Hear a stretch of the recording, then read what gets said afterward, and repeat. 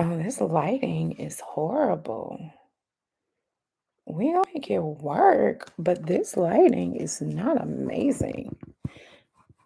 That's me trying to clean the camera. This lighting is not amazing at all. I don't like it. Hello, hello, everyone watching the replay. Hello. I haven't been live in so long. I haven't even posted a video in a long time. I'm sleepy. I'm tired. Je suis fatiguée.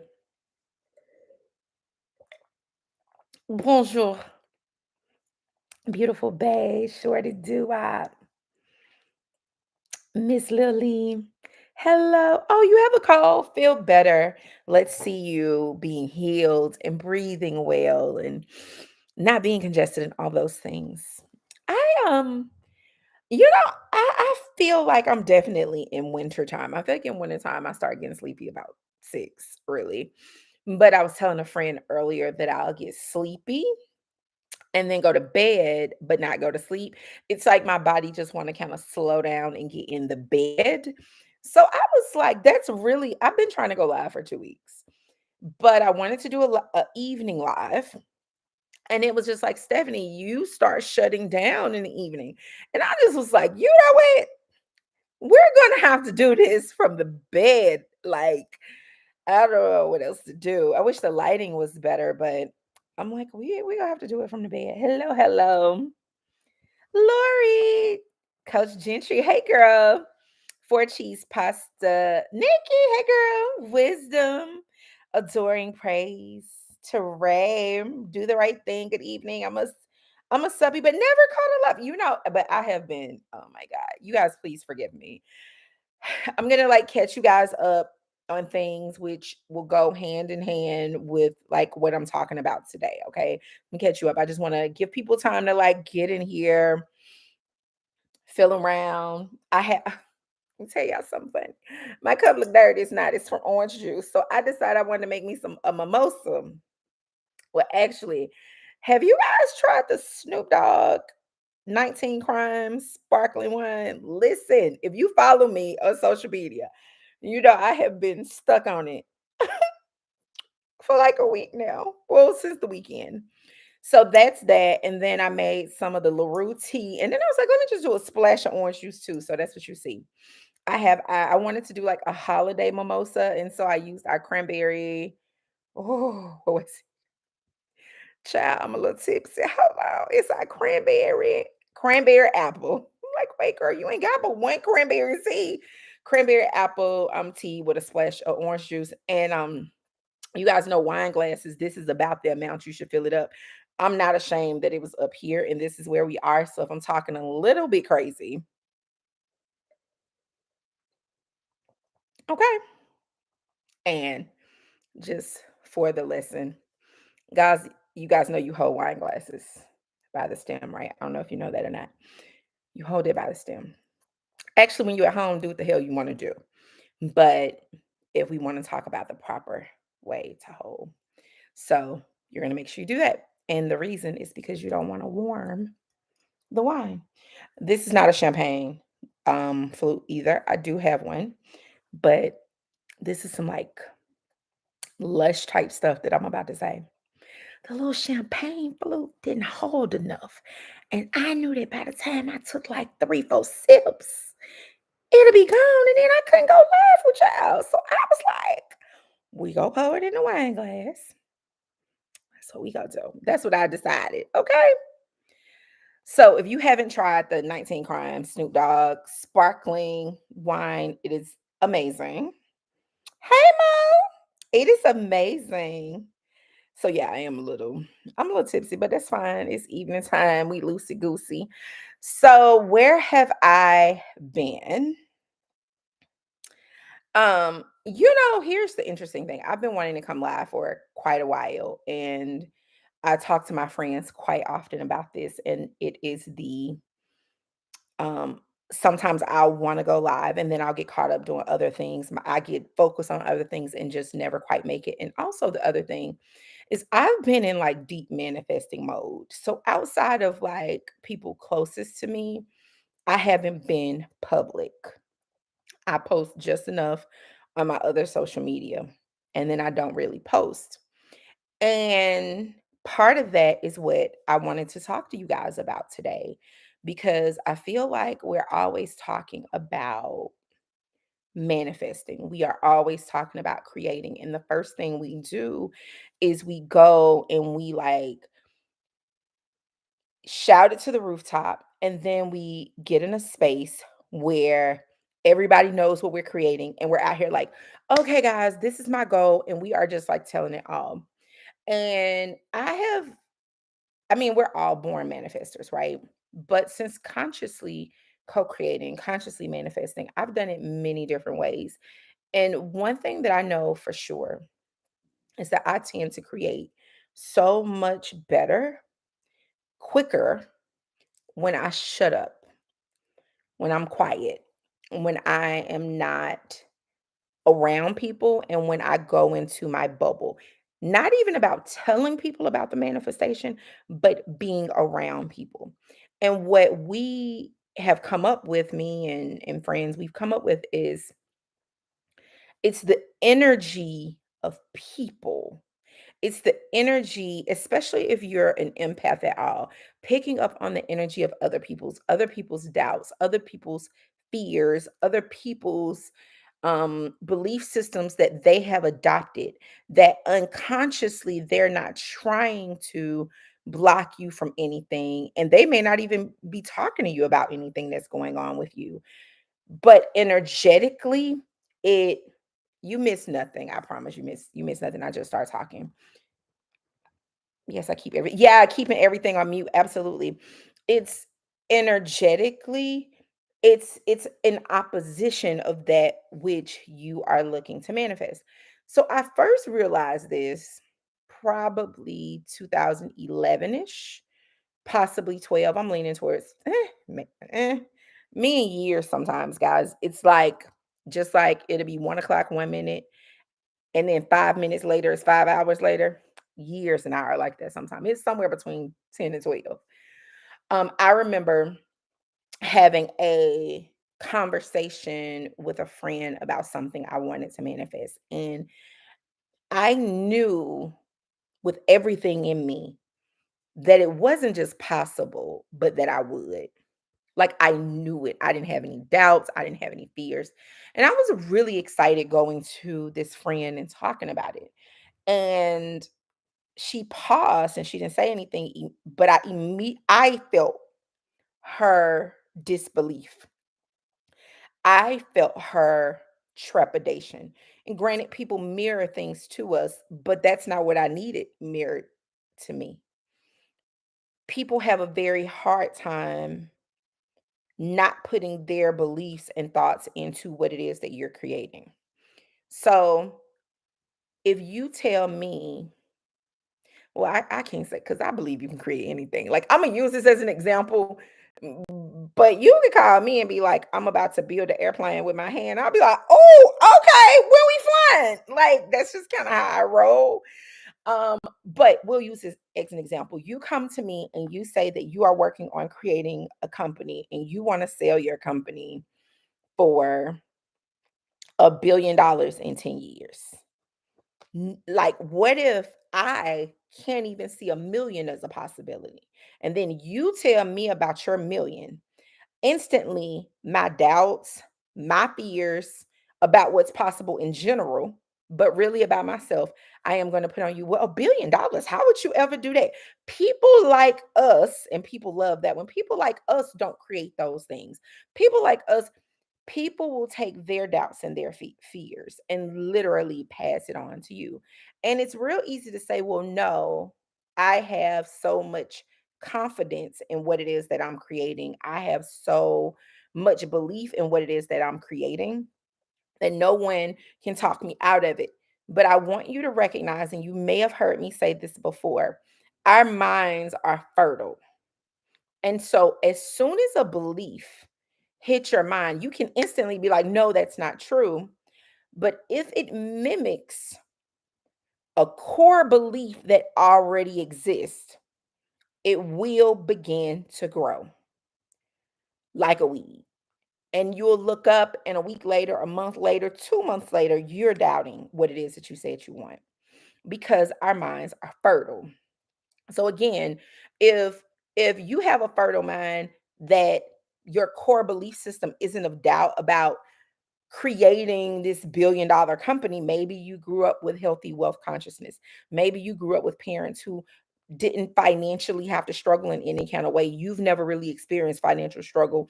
Maybe you went to school. I have a friend who went to school with children of royalty in other countries because she went to boarding school. She went to like a very prestigious boarding school. It was nothing for people in her class to bring Hermes bags as backpacks. Like you just throw that thing around like it's nothing, right? That person, it won't be as easy for a negative doubt to take root as if that wasn't what your background was. Does that make sense for you guys? I hope that's catching on for you. So, what takes root is very dependent upon the ground that's there. It's fertile regardless, but is it more fertile for things that leans on the not having, the lack thereof, or things on the having thereof? Let me know if that makes sense for you guys. Right, very true. People who haven't accomplished their dreams cannot believe in other people's dreams. Absolutely. And what's interesting about that is like my goal doesn't have to be your goal, and your goal doesn't have to be my goal. But because I have a life where the most, what other people would call ridiculous, the most absurd things are created for me, there's nothing. I mean, if you said you was gonna grow a pig nose and oink, I'd be like, okay, come on. But listen, I sent my friend a video earlier today of this girl with some kind of weird nose with hair growing on it on TikTok who had taken drugs so long it messed up her nose. And so they had to put this thing on there, this implant, and take hair out her head. It could have been an animal nose. Like, even in that, right? It's just outside my sphere of knowledge, right? But your goals don't have to match. But if you're talking to a person who knows and believes, and not just on a surface level believe, but they know without a shadow of a doubt anything's possible because they live in a world of conscious creation, even if it's something you want to create that they have no desire to create, they can support you in that, right? But this is why I don't talk about what I'm manifesting. Exactly. And it depends on what it is. So that's what we're talking about, Anna. We are literally talking about um the seclusion method. And part of the seclusion method is being quiet. It's two parts. One is not shouting what you desire to the world. And the second part is secluding yourself from other people because even if they don't know what it is that you want to create, energetically your energy speaks of excitement. You can walk in a room and feel the energy of the people in the room. Well, at least I can. Everybody I know can, unless you are just absolutely oblivious. You can walk in a room and tell when tensions are high. You can talk to people like, I don't know them, but something's not right with them. Like energetically, you can feel that. Energy is contagious. And so for me, I have been working on creating things, and I've really just been in a state of seclusion. I've been really focused on my visionings. I've been really focused on my prayers. I've been really focused on the internal work. And sometimes when I'm so focused on the internal work, I am oblivious to the fact that I'm not showing up. Like, absolutely, like, oh, wait, it's been how long since I made a video? Absolutely oblivious that I'm not showing up because I put myself in a seclusion mode. And every time I have a big up level, I have never, ever, ever had a big up level that did not come on the back of seclusion. Never, never. May have little small moments, but my big life changing, oh my gosh, she blew up overnight. Oh my God, how did she create that? That came from seclusion. I've never had a big blow up that did not come on the back end of seclusion. right? Yep, I've been in the same energy and been keeping to myself. It's yep, absolutely. Um, make sure I didn't miss anything. I was just thinking of you. Hello, hello. I've been studying manifesting, but never put it into practice. You know what? You're always putting manifestation. You may not consciously be putting it into practice, but even when you're not trying, you are absolutely in creation mode and manifesting. You just tend to manifest whatever it is. But sometimes it's not a bad thing, right? Sometimes if we are already really positive people, we focus on what we desire and not what we don't desire. We don't even notice that because instantly we're getting the good things, right? I did not know how manifesting affected me until like when I think back. You guys may have heard me tell the story before. I was 16 years old working for like the hottest R&B, hip hop and R&B radio station in Birmingham, which is where I'm from. Um, I before 17, y'all remember John B. John B was out, like a whole bunch of artists, Andre 3000, like a whole bunch of artists. I was around regularly because I worked in the radio station. They're constantly coming up there. I remember when and I always forget his name. I'm laughing because even though I worked in the radio station, I wasn't allowed to listen to anything other than gospel growing up. So a lot of the R&B artists and rap artists I did not know. Okay, I could not listen to secular music in my household. So a lot of artists I would either learn about from going to school or when I went to work. And Lil Jon, that's his name. I will never, ever, ever, ever, ever forget this Saturday I was working. And I was actually in the studio and the DJ Dwight Stone, a lot of people know Dwight Stone. He's been all over the country at this point, but he got his start in Birmingham. Dwight Stone, he was DJing this weekend. And so these dudes was walking up the street and they had like locks and stuff, long locks. But they it was kind of cold, so they had like big puffy coats and then they had tattoos everywhere. Now you need to know that on the weekend, the radio stations, most media companies, the doors are locked. Somebody have to let you in. So on the weekend, the reception is not there. So when they came up and they were walking to the door. Dwight kind of glanced over and was like, "Hey, Steph, go get the door." So I get to the door. Now they're very clear doors. So I can see through them. Remember, I don't know anybody. I don't know anybody. I'm pretty like new to this world. And I pressed the little speaker button. I'm like, "Can I help you?" And they're like, "Yeah, open the door." And I'm like, "Who are you?" And dude was like, "It's Lil Jon." I was like, "Who is Lil Jon?"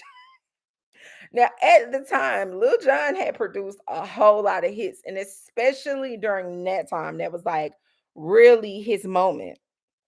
I didn't know this man, baby. I don't know this man.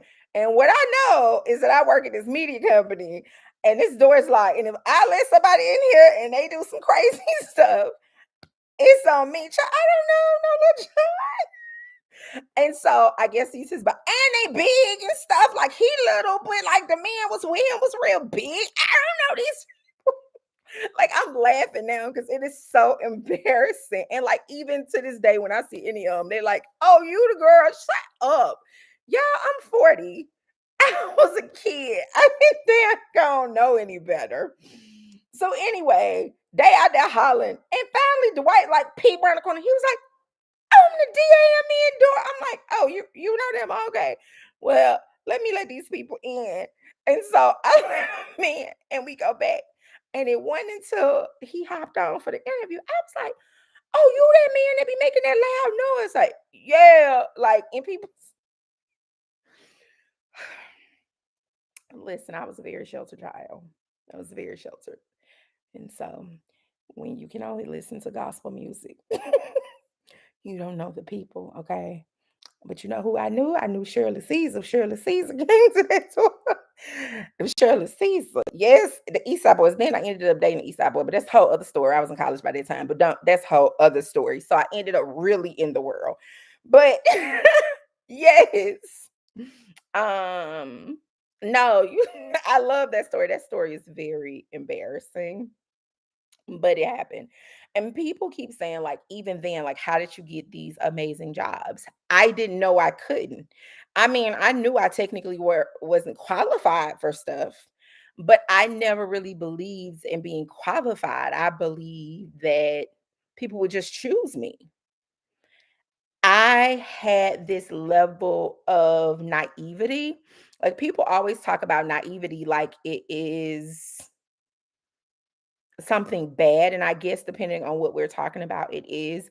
But my level of naivety or ignorance of not being able to, I did not have. So for me, if I wanted something, I wanted to work for the radio station. I didn't know how to work for I had applied for stuff. I never got this job. I didn't even apply for. You might have heard me tell this before. I didn't even, hey Tamika, I didn't even apply for this job. I had applied for jobs and they were not hiring any high schoolers. And around the same time, I don't know, do they still do this? Because I don't listen to the radio. But back in the day, they used to do it, be like, oh, if you're the seventh caller, you'll win fill in the blank. It's supposed to be that you can only win X number of prizes in like a certain number, like a certain period of time. Yeah, I was winning some every week. I was winning stuff I couldn't even go to. I remember the Chippendales came to Birmingham and I won the Chippendale tickets and gave it to my mama. You know what I'm gonna call my mama and be like, girl, I didn't even realize what I was sending you to. Like now that I'm grown, girl, you done went to the chip. Was you grinning in their face? What was you doing at the Chippendales? Hold on. I'm sorry, y'all. Cause this is just it just occurred to me. Hold on. Send my mama a message on WhatsApp. Good evening. How are you? Okay, so I got a question for you. I was over here telling this story. Remember when I used to win stuff from 957 all the time? Remember that time I won the tickets to Chippendales, but I couldn't go to Chippendales. And so I gave the tickets to you and you took somebody.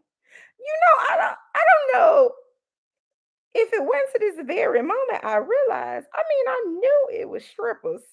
But girl, what was you doing while they was up there snatching pants off and stuff, girl? Did they show the whole stuff, girl? I ain't asked no questions. But now that I'm grown, we can talk about it, mom. We can talk about it. So, did they snatch like pants off? Did they pick you up? Did they put you on stage? Woo!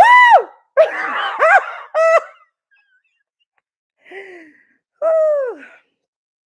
Mama was well, what they was doing today, and who did you take? Did you who you took, and did they pick them up on stage? I need a play by play of what happened to the Chippendales because you just came home and you was like, yeah, it was a good night, but you ain't tell me no details. I got questions that need answering. Okay, I'm sorry because if I don't do it right now, I don't do it right now.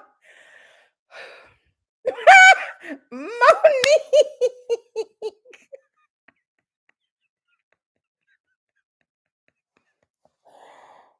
She might have been listening to Shirley Caesar while she was watching the Chippendales. She might have been. She might have been. Okay. Okay. My mama gonna be like, what? She ain't checked the messages. That's why I like WhatsApp so it can turn blue when you read it. Woo! I got questions because Shirley did not come home and tell me nothing. So now I know what happens. I know what happens. So now I needs to know. Okay. How could she go to Chippendales, but you couldn't listen? Listen, I didn't even have the sense to ask these questions at this time in my life. I it's this moment on live with y'all that I realized how so what I literally just told y'all. Let me get back focused. Wait. I just told y'all it's the level of naivety. Okay. Oh my God. All right. So I had a level of naivety. So I did not know things were not possible. And so I kept winning all these things, including things I could not go to, like Chippendales. And on like my sixth or seventh win, I go in to pick up what I won. And this lady, her name was Yamarjara Hall. Yes, Yamarjara Hall. And she's still around in the media companies now. She came, she was like, "Your name came across my desk and they said you keep winning stuff and told me that you were coming back in. Do you want a job?" I did not even have sense enough to say, "Doing what?" I was like, "Yup, I sure do." That's how I ended up working at the radio station. So, like, I didn't even have the sense to say, "You're not gonna be able to get a job here because they don't hire you in high school. They don't hire you until you're in college." I didn't have sense enough to believe that. I just knew I wanted to work there. I had applied, nobody ever called me back. So I was just gonna be in the space. I was gonna win tickets. I was naive. There is a level of naivety that needed to be had. But even then, I knew not to be telling people, like, "Oh, I'm gonna be getting a job." I literally worked for the radio station for months before anybody outside of my closest friends even knew I worked there. Because what was going to happen did end up happening. Everybody was like, "Oh my God, I want a job. I want a job." Yeah, I don't work in HR. I don't work in HR. And then everybody like you when you do some cool stuff. You ain't like me yesterday. Don't like me today. Anyway, point being, there is a level of naivety I think that needs to be had when you're creating. You need to know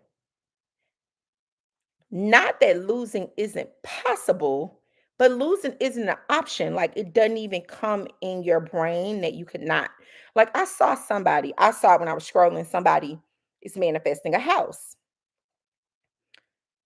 The lack of the house is not even an option. Like, you just gotta find the house, or maybe you found the house, you just gotta move in the house. You have to really put yourself in a space of nothing else is possible. What I have found is as adults, around other adults, having very human experiences, when you are not in seclusion mode, it is impossible for anything else to not be an option. Something else is always an option when you're around other people, talking to other people. And so I have found that when I really want to manifest something big, when I you want to play my play too, when I really want to manifest big, when I really want to create something big, I literally go into a mode where I'm literally only talking to like I literally Monique who popped up here. I talk to Monique every day on text message. I don't even talk to my mom every day, but I am about to check this phone and see if she because my phone on do not disturb. See if she responded. How long she ain't respond though. This feel real trifling. This feel real trifling. Let's see if she checked it, cause this ain't got nothing to do with nothing but nothing. She ain't even checked it. Go figure, cause we want to know. Shirley go kill me though. If Shirley ever knew that we was doing this on live, she's a 50s baby. And you know how it is. You 50s babies, they real private. Like and we from the South too. Oh my God, it goes against the Southern Belle thing. She would be like, "Oh my God, girl, Shirley, shut up. Be quiet, Shirley." So it's our secret, don't y'all tell her, okay? But anyway, if you want to create mommy's rebuking that situation, no, she is. That's her favorite word, rebuke. I rebuke you, Satan, today. Focus.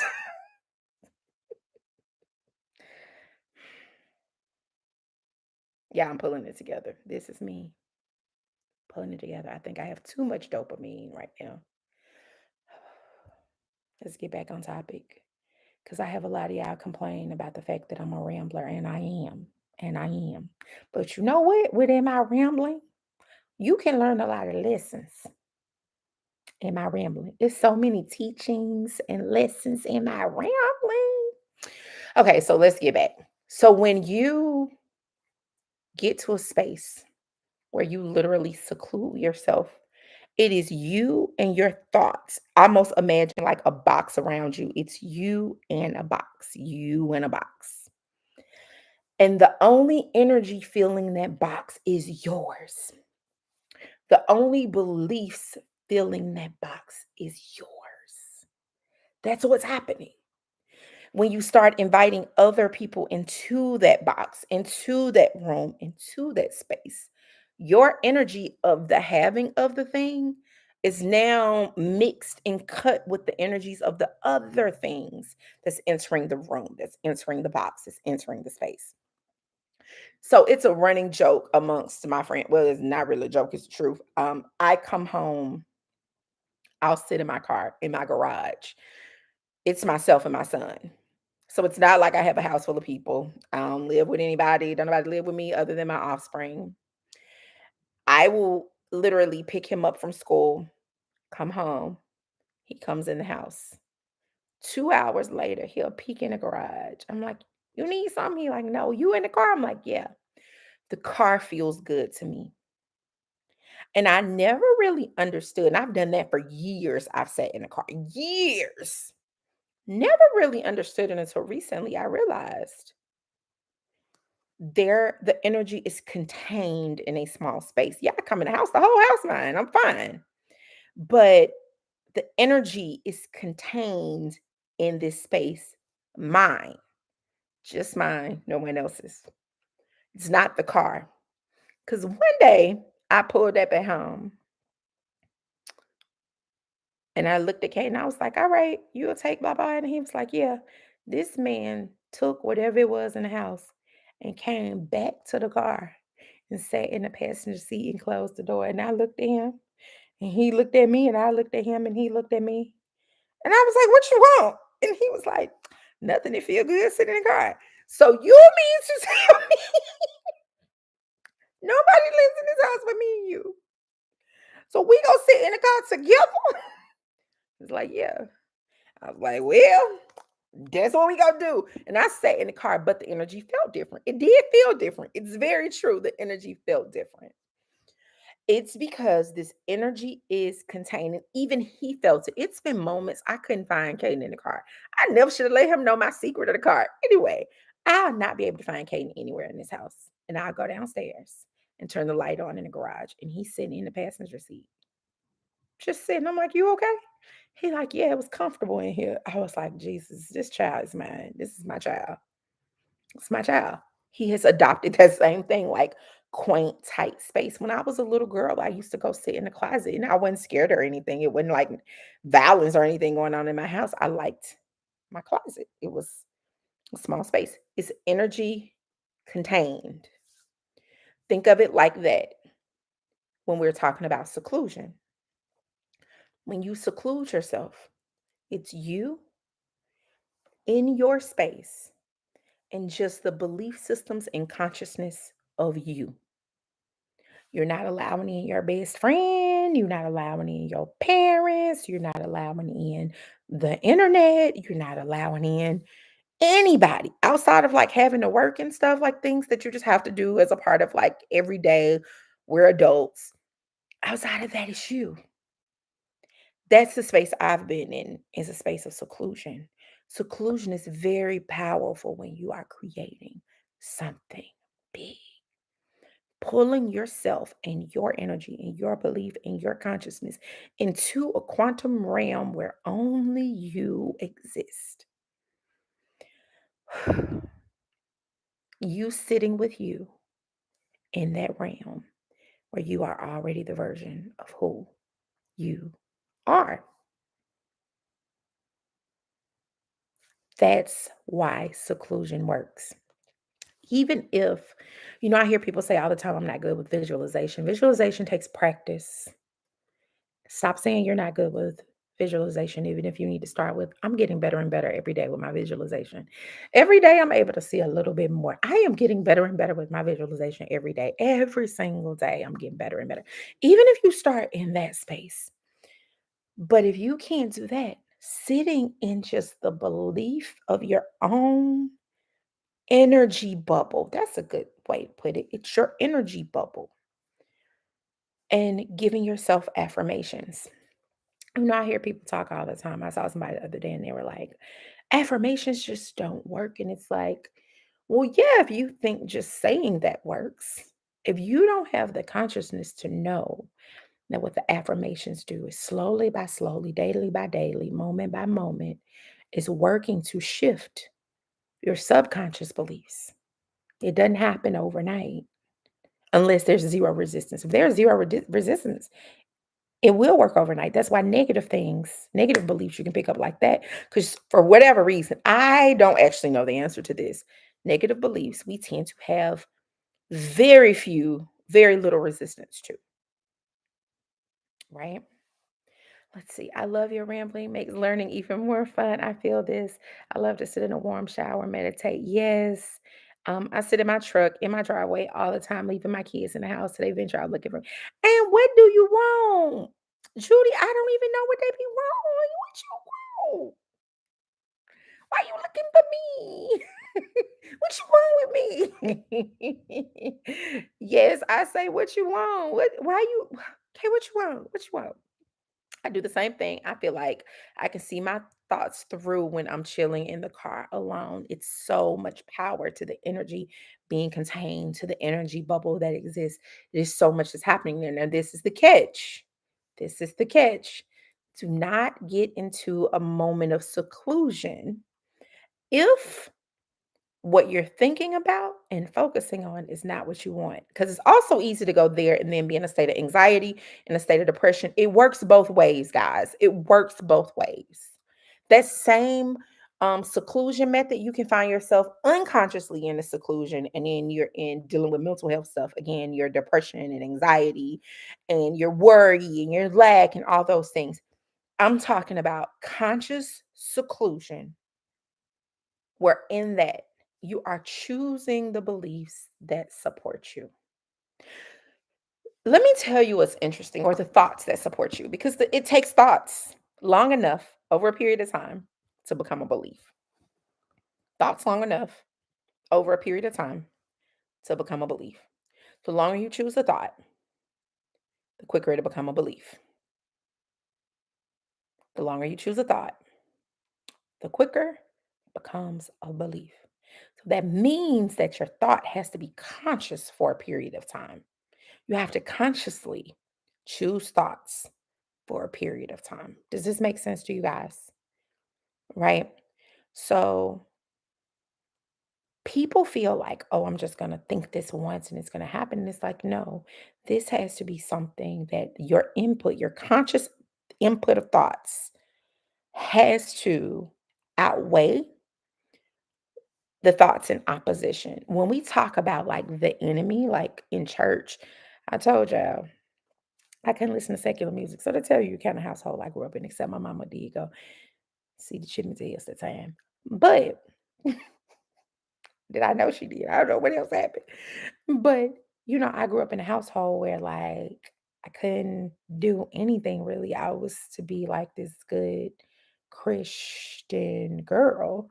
And anything that's negative, I forgot why I'm saying this, but that's okay. I'm just keep going with it. Anything that was negative, like I couldn't talk about it. I couldn't participate in it. But in that, there still was a lot of you can't, you don't, you won't kind of things happening because a lot of times beliefs that pigeonhole you, that put you in this box that you can only do this, they tend to be negative. Again, I don't even remember why I was telling you this, but I'm just gonna go with it at this point. But you have to recognize that giving yourself just a thought alone doesn't work. You have to give yourself the thought, and it supersedes the amount of negative thoughts. It supersedes the beliefs that don't serve you. I remember, believing that if I didn't go to church every Sunday, I was gonna die and go to hell. I remember believing that if I had sex ever, I was gonna die and go like any little thing, right? As long as you're letting these negative thoughts and beliefs that don't support you pop up, it supersedes all of the thoughts that you're giving, even in your moment of seclusion. So even in seclusion, you have to remember. I know what I was saying now, but I'll get back to it in a minute if I remember to come to circle back around. Even in your seclusion, you have to remember that even though there's not another physical person in the room, there is another person in the room. You. It's the version of you that is doing what you want, have what you want, believe what you desire, and it's the version of you who doesn't. So even in using the seclusion method, you have you. That's enough. And so you have to be willing to allow the version of you that has it, the version of you that believes it already, the version of you that has the physical 3D proof, to be so loud, to be so boisterous, to be so dominant that that other version of you, like, you know what, I'm gonna sit this out. I'm just gonna sit this out because and the bigger that one version of you get, the smaller the other version of you gets. You have to. Oh, I know what I was saying with church, we believe in like the enemy, right? The enemy doing something. The enemy is that other version of you. The only thing, the only opposition you have is that version of you. And so what happens sometimes is when you're not in seclusion, you already got you and you, but in you're not in seclusion. You now have you and then other people who match to that other version of you, other people who don't have the belief system that this new version of you have, because we tend to be around people who mimic where we currently are. Does this make sense to you guys? Let me get over here to the comments. Yeah, y'all got it. Okay. We tend to have those people who are there. So if we're already dealing with us and us, we don't need anybody else in there. And so I want to employ on you that each of you choose to use seclusion method and ask yourself, how can you distance yourself? And it's even harder. I'm using harder because it's really a choice. It's just harder mentally. It's even harder during the holidays for those of you who are used to spending time with your family during the holidays. But it essentially comes to a choice. It essentially comes to, how bad do you want to get into a space where the new version of you is big you and this old version of you is little you? And as this grow and this shrink until eventually this version of you is down here and it's quiet and it's almost can't even hear it anymore. And all you hear is this version of you over here that's like, you're amazing. Your success has been amazing. You're winning these awards. You have the amazing partner. Your kids are beautiful, or whatever it is that you want. You have amazing health. Your health issues are gone. Like, which version of you will you hear? You want to make sure this one is so loud, so this one goes down, if this makes sense, right? Wow, this is good. All right. I want to make sure y'all got it. A belief is just a thought you keep thinking, yeah, over and over, over and over. And interesting enough, I don't think this was Abraham Hicks does say that, but I heard that from a book. I got to remember what book it was. It was written in 1912 or 1913. Because for some reason, I like books that was written in a time that I feel like thee and thou and I can't believe they were still writing like that in the early 1900s. But sometimes I read books and I'm like, okay, Stephanie, switch your brain. Switch to this brain. This is not everyday English for you, right? I got to remember, I'll come back and tell you guys on the community tab. It was another one. But yes, Abraham Hicks does say that, or at least used to. It's a belief, it's just a thought you keep thinking over and over. Yes. And that's my downfall. I'm not consistent. Listen, I feel like consistency is something we all could struggle with, right? I won't use the word struggle, but I've been learning more about my own consistency. I'm pretty good with my consistency in my thoughts. I'm pretty good at my consistency with my visualizations, with my consistency and what I'm seeing for myself. But I've trained myself. But other stuff, me coming on YouTube every day, like I come every day or regularly for a month, and then you'll be like, "What's Stephanie went?" She'll be back. Just give her a minute. She'll be back.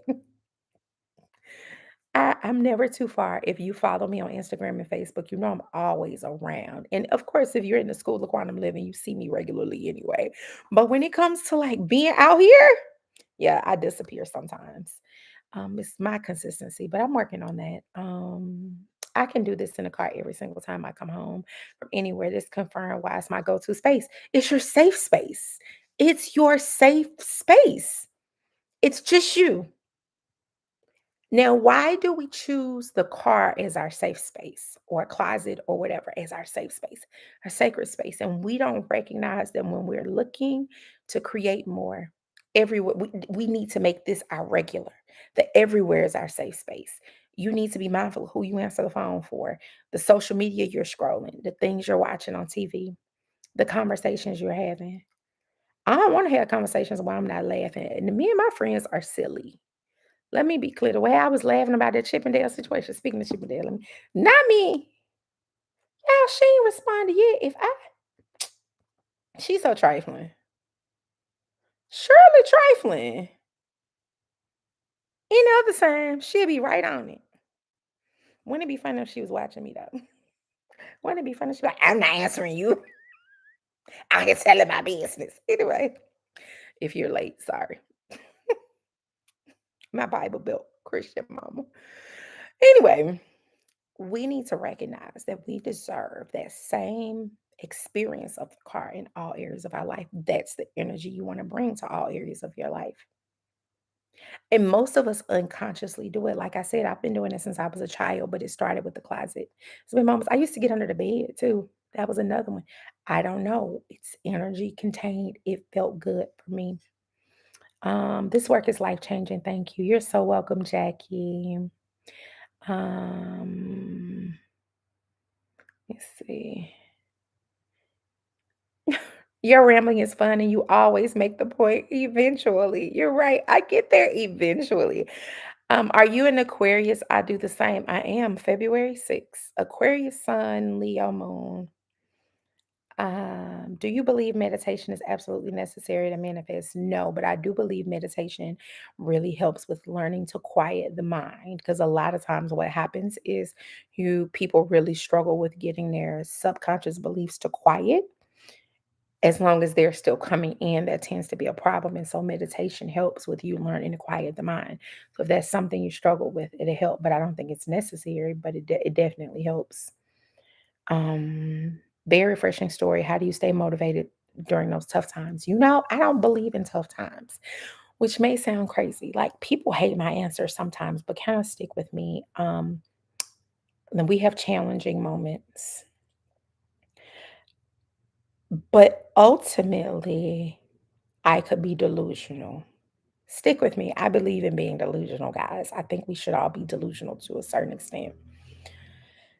In moments, I've had people say to me early, like in my 20s, when it was definitely, I should have been worried. They didn't know how I didn't have a nervous breakdown. They did not know how I didn't. And now I look back and say, I could see how, but I was so delusional or naive. We talked about naivety. It didn't matter what it looked like to me. I knew that wasn't my forever, whatever the tough time was. I believe in bad moments. I believe in tough moments, but I really only believe they're moments. I know there's another side. They're just moments, and it's moving through those moments more than anything. And I think if we can start thinking of them as moments and blips, like little blips of moments throughout our life. Like if we look at our life as a whole, they're literally little blips of a moment that's tough or challenging, but it always passes. It used to be, speaking of gospel music, it used to be this song. Um, I told the storm to pass. I just think of it as like a storm, and storms eventually pass. Here in the South, this weekend is storms all weekend in Alabama and Georgia and Tennessee. I was looking at the weather report earlier, the weather app. I won't be here. But I was looking at it and I was like, oh, it's storming. I'm glad I'm getting up out of here. And it's the whole weekend. But by the end of the weekend, it's gonna come back and be sunny like nothing ever happens.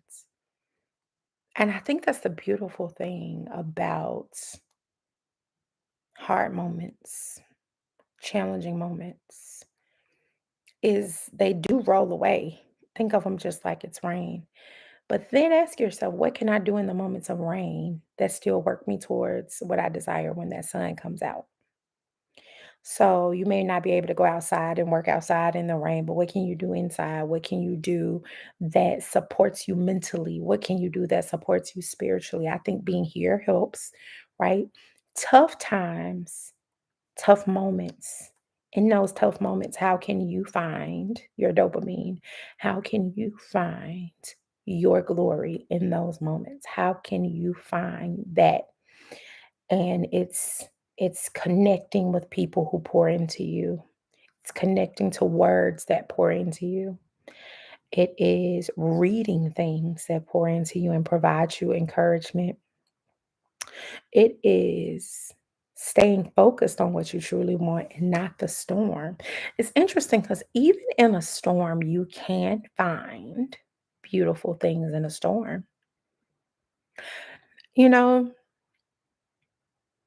I used to hate when I love gardening. I don't know if you guys know that, but I love gardening. And you can get too much rain, right? Farmers complain about too much rain and their stuff would rot. But I used to love a good rain that lasted 3, 4 days. I would be concerned. But when the sun would come out, man, I look at my plants have would have grown a foot. Something that maybe had a little flower coming, I look and it's a whole squash growing or a whole tomato growing. The rain literally waters the ground. The rain and the storm literally is watering the ground. My question for you is what have you planted? My question for you is what have you planted that's being watered in the storm?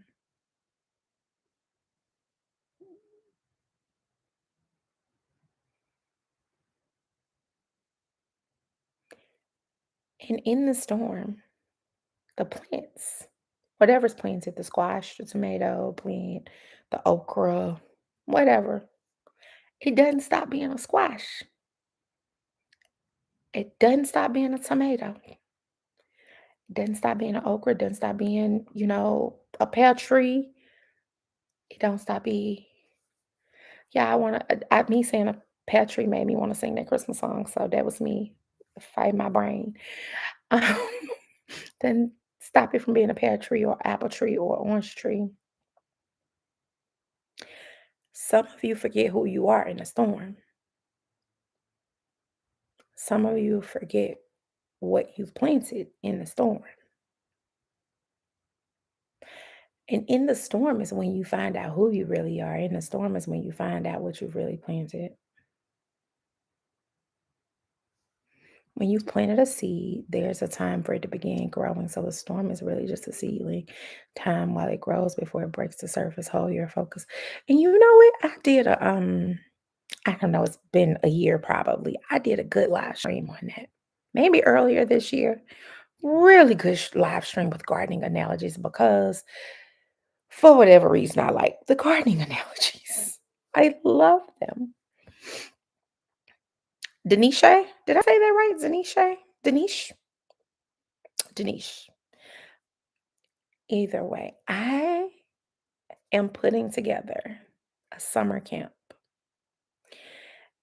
We are toying with this first one being, I wanted it to be a week, but the lady who's helping me put it together, and she's very much more organized than I am. Very.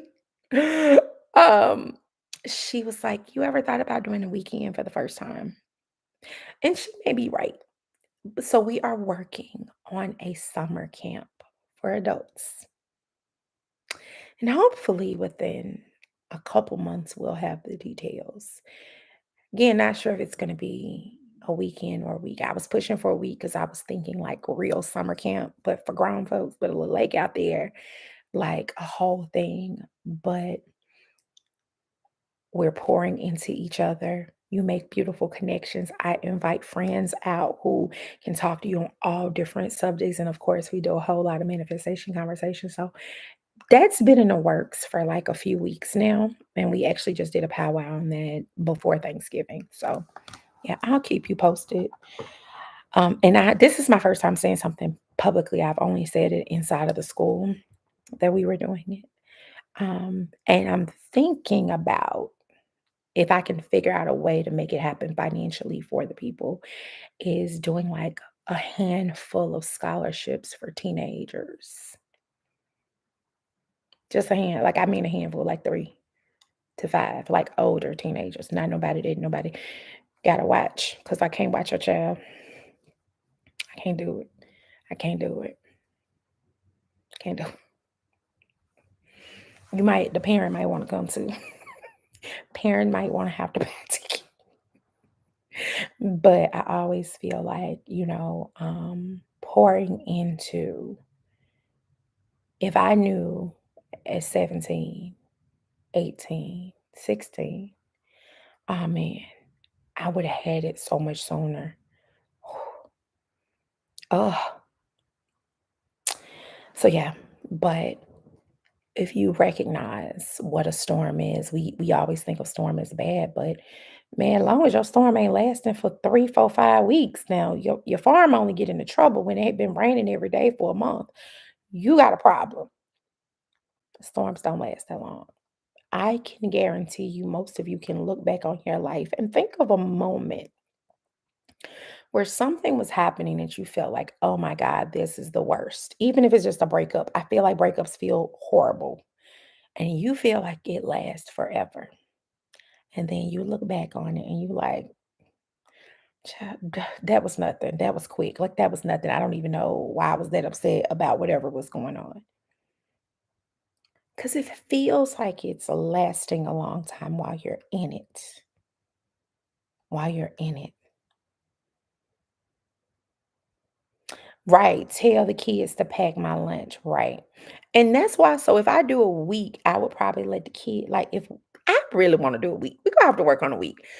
So if I do a week, I would love to do like teenagers for 2 days and then we send them home because we're also going to talk about like sex and stuff too. We're going to talk about like relationship, like all sorts of stuff that's very adult. So yeah, very. I mean, even though I think teens need that, a lot of people don't agree. So like maybe pick out 1 or 2 days that the kids could come. We'll figure out how to work it. Not kids, but older teens. I mean, older teens.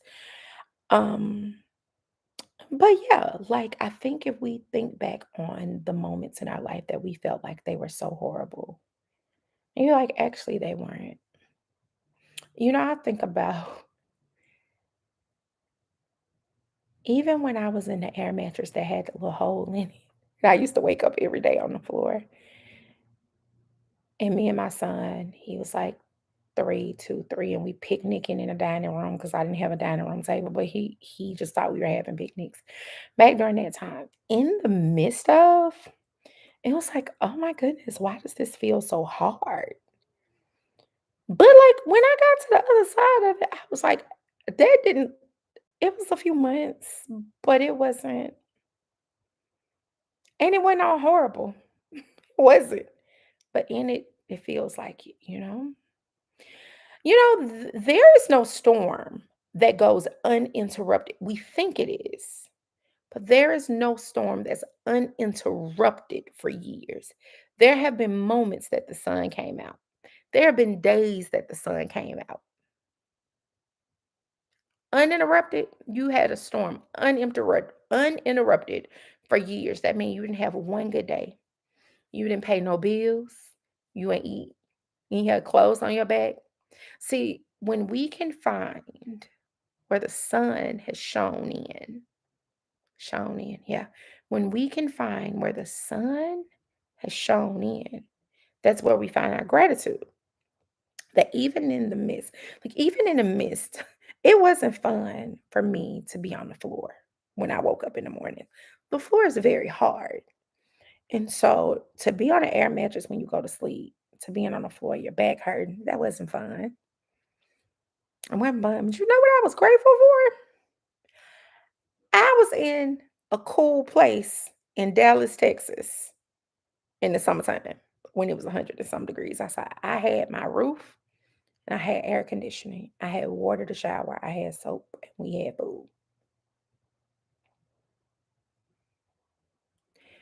We so often see the storm. Even in the storm of not having extra money, not being some days not even knowing how I'm gonna put gas in my car. Hell, I think I went a couple months and didn't pay the car note.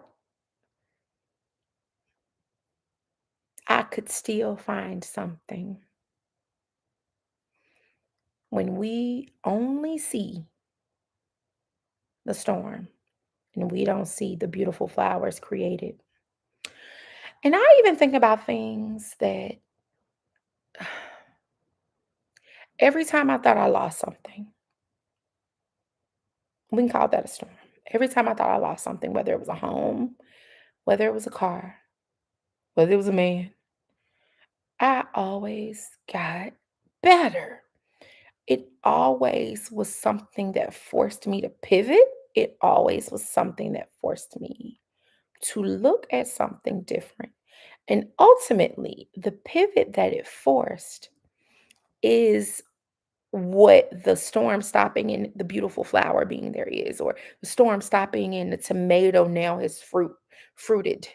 Yeah, the tomato has fruited, or the squash, or the okra. There is not a storm that does not. And sometimes, let me just say this, sometimes we are in storms for longer than we need to because we don't have the sense enough to go ahead and pivot. We just sit in the storm. We're not trying to find a lesson in the storm. A lot of times it's a storm right here, but if you go 3 blocks down the street, ain't no storm right there. But you want to stay right here so bad in this situation. You want this one. You don't even see the sun shining right there on this side right there. Right, right there. Storm, no storm. Storm.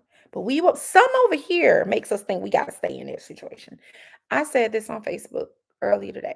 I don't know a person, place, or thing that I'm so attached to that if it's causing me any kind of pain, I can't walk away from. Not a person, not even my kid. And I love my baby. Woo. I told my child year before last, something about school. I said, you are not gonna interrupt my peace. That's what you're not gonna do. Not interrupting my peace. Not doing it. I love you so much, but I love me. Not interrupting my peace. It lasted for like a day. He was like, okay, great. Not interrupting my peace. There is not a person, a place, a thing, a job, a house, a kid, car, a man, a woman, an animal. There is nothing. When I say nothing, sometimes, I think about Texas and I think about I was there when I needed to be there. But when the storm kept coming, and then I'll get relief, and then another storm came, then I get relief, and then another storm came, I quickly realized maybe it's time for me to leave from here. Maybe it's time for me to leave. Too many storms here. And then I left there in September of 1 year, broke, going back to where I didn't want to go back to. And then by February, my birthday of the next year, I got in a house in Puerto Rico. My whole life started changing, and I was able to put that house on Airbnb. And once I put that house on Airbnb, I had a little revenue coming in. When I wanted to go there, I had somewhere to go. But I was making income, and that was before, like, now they call it rental arbitrage, and people, it's like having a house on Airbnb is like a business. Nobody was doing it then at all. I did that, and then I was able to lean in more on, like, coaching and figuring that piece out. That started it all, but I wouldn't have been able to do that from Texas because it was storm after storm. Come out the storm, out the storm a minute, now I'm back in the storm. It was me being moved. The storm kept coming because I needed to take shelter. So sometimes you gotta be willing to recognize that you're choosing to stay. Yeah, you know why, Leslie? Because that's where I was living when it happened. That's where I was living in Texas. You ought to be willing to move. And that doesn't mean physical location, it's whatever your I don't know your situation, right? But I literally said there is not. There's not a situation. There is nothing. And somebody commented and was like, it's not taking into account of the deeper change that needs to happen. It absolutely is, but I can make a move while making a deeper change. A lot of times, if you've been, let me tell you, it's no quicker way to make somebody make a move than pain, than pain. That's why pain sells. So I don't do high ticket sales anymore. Not really. I have a couple $100,000 offers, but it's not a high ticket sales thing anymore because I'm not selling you into, I don't care. Like, listen, life is abundant, life flows. I'm not doing all that anymore, right? I just over it. Don't fit me anymore. Too loosey goosey. And, but let me tell you, people used to ask me all the time, how you sold people into 70K packages, 100K consistently, consistently. I mean, my mastermind that was at that time, it was 75K at one point, was 22 people in there for $75,000. That's not a little bit of money. How? I learned that pain sells. So when you can relieve a person's pain, people will pay any kind of money. They will get up and walk away. They will leave a situation when the pain is so much that they cannot take anymore, but yet they over there is a solution or possibly a solution. Nelly, or possibly a solution. People will get up and move. Not a situation I will move from. Period. I choose not to sell using those tactics anymore. I choose not to. But let me be clear, they still sell. See, I'm not selling you anything right now. I'm just selling you on you. I'm not trying to sell you into anything. I ain't selling you no program. I ain't selling you no offer. None of that. That's why I'm telling you. When you can convince yourself that it hurts bad enough that you can't take no more, and so a change need to happen immediately, it doesn't matter the work that needs to happen internally, it's gonna have to happen while you moving. It's gonna have to happen while you putting one foot in front of the other. It's gonna have to happen while you go back to school. It's gonna have to happen while you move out the house. It's gonna have to happen while you move your ego out the way and go get you some food stamps. It's gonna have to happen while you move your ego out the way and ask for help. It's gonna have to happen while you sit down and you quit talking to people who talking negative and talking lack to you, and you cut off communications with them. It's gonna have to happen when you realize that I would rather be homeless than to be in this place. It's gonna happen when your pain is so much, you will move. Oh, you gonna move.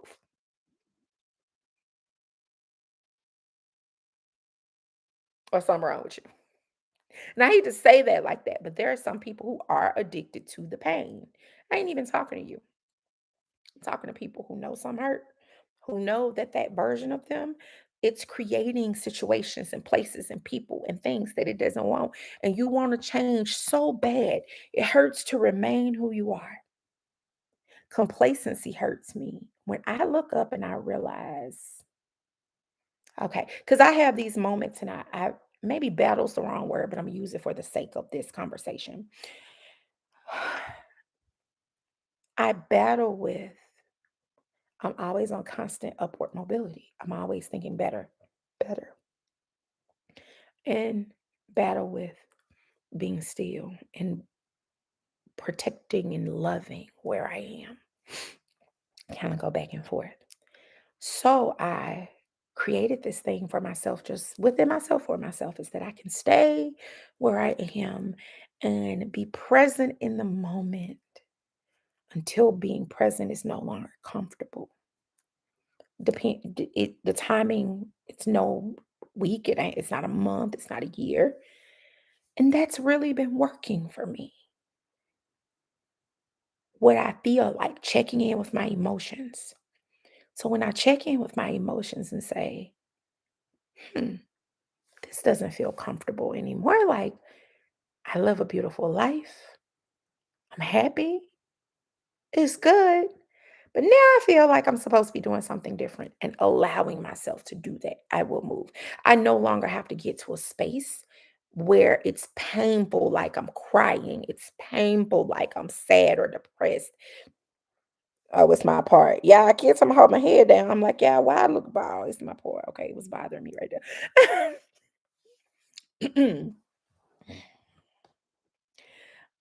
People hate when I say I have ADHD. They're like, don't say that. I'm like, listen, I love having ADHD. That's why I'm successful as I am, actually. It's my brain. And also, it causes moments like what we just witnessed, and you've probably been witnessing all life. Okay, so we just bear with that for the brilliance. The brilliance come on the other side of that. But, you don't have to let the pain, you can train yourself to the pain. Being uncomfortable is painful enough. You don't actually have to be in a state where your hand is on the fire. Most times, when people get like introduced to this world or they're really in the upward mobility of forever changing their life, and I say that because people get good at changing their life for a year or two or three, and then they find themselves back down. You're not quite at that forever. The consciousness hasn't fully shifted enough, and you're still in a state where things have to get bad first. I don't allow bad. I allow like, oh, I'm a little uncomfortable now. Like, wait, I'm uncomfortable in my comfortability. I should never be too comfortable in that space that I'm no longer growing. I believe, and growing doesn't have to, and this is important, especially for my entrepreneurs. Growing doesn't have anything to do with money all the time. Sometimes it's money, but sometimes growing is, you've been called to. I'm gonna use this as an example because people say it to me all the time. Man, I've been wanting to move out the country. I've been wanting to buy a home or figure out how to leave the country for years, and I'm scared. Sometimes growth is that. It has nothing to do with money. Sometimes growth is just getting up and doing something different.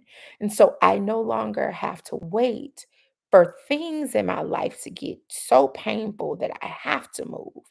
Now I can recognize, I'm very cognizant of, okay, I'm now uncomfortable in my comfortability. Where am I not fully aligned with what my soul really wants me to be doing in this moment? And I can ask myself that question and do that without having to disrupt my life. What happens for most people is they feel uncomfortable and they don't know what's wrong and they stick in there being uncomfortable. Then the next thing happened and they stick in it being uncomfortable. They don't quite notice until it gets to painful. What I want to happen for you is that you don't have to get to painful, because some of you aren't in a, everybody's not in a moment where it's like a panic or emergencies. And if that's not you, you may be like, I'm comfortable, but I ain't that happy, because you don't have to wait for things to blow up. You can say, oh, okay, where am I not aligned? Look at all areas of your life. Where are you not aligned? Is it your career? Is it your relationship? Is it with your kids? Is it with your dress? Is it with your location? Is it with your friendships? Is it the conversations you're having? Is it you're not doing anything to expand your mind? Do you want to get more into like doing different art things and music? Do you want to go back to school to study? It could be a plethora of things, and that's between you and you. But people wait until their life starts screaming, we are in pain, before we do anything different. Nobody's buying what I've tried to sell. I just want to know what I need to do.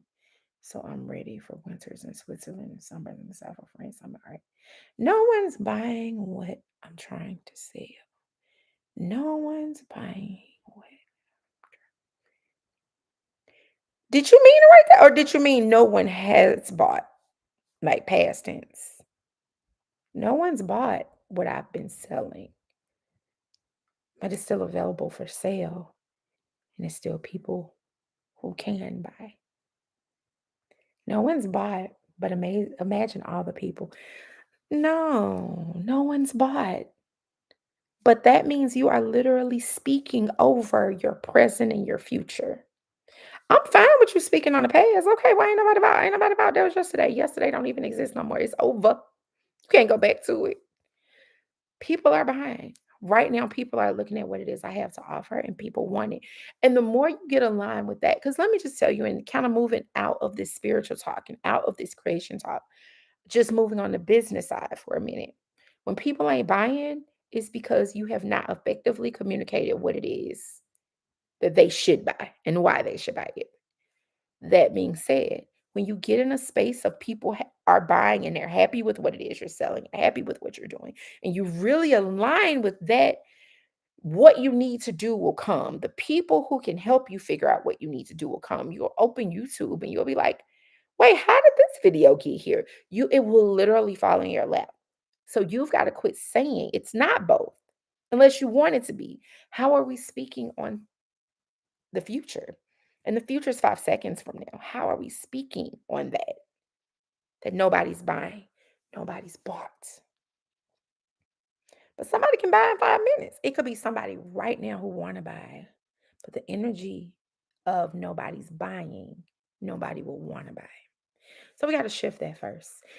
And if you want winters in Switzerland and summers in, oh, it's cold as hell in Switzerland. If you want winters in Switzerland and summers in the south of France, you can have that. By the way, moi aussi, vous parlez français? Because they speak, I think they speak, on est parlons le français.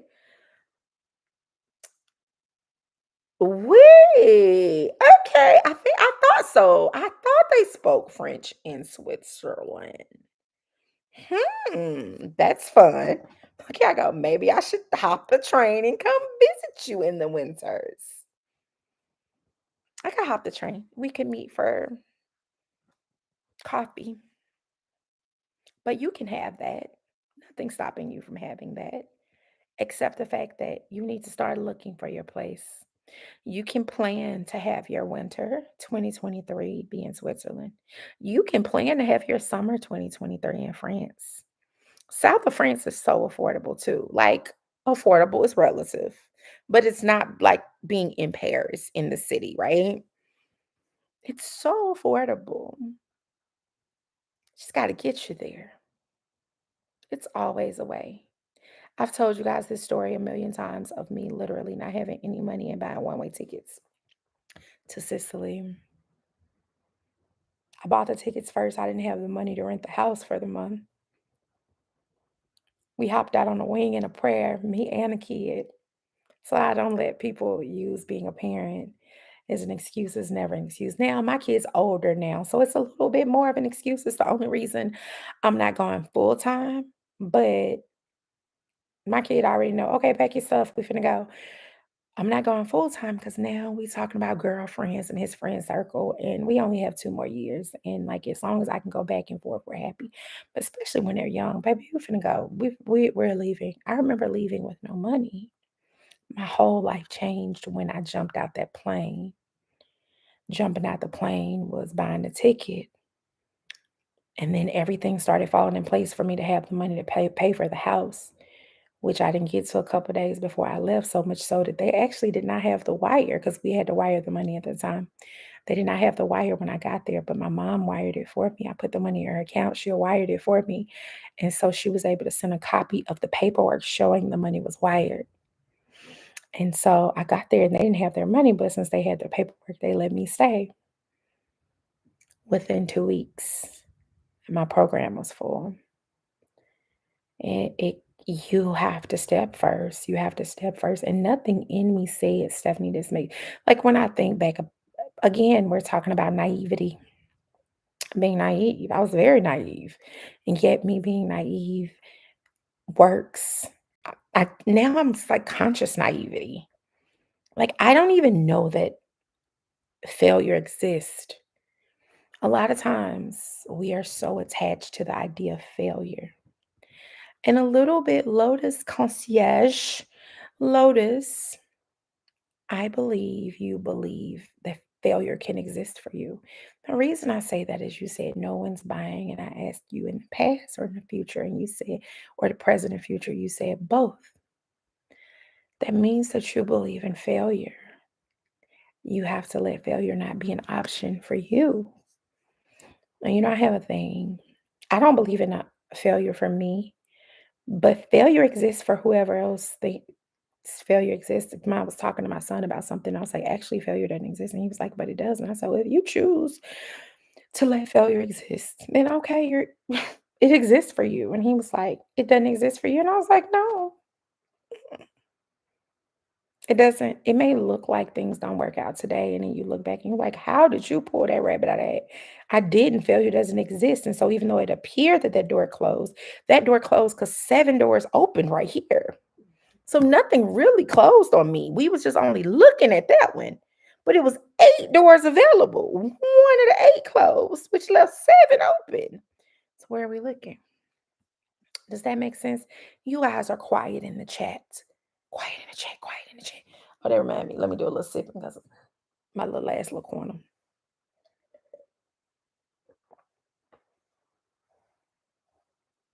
And this is what happened when you mix something. So we didn't have, baby. We over here drinking this sparkling wine like it's juice.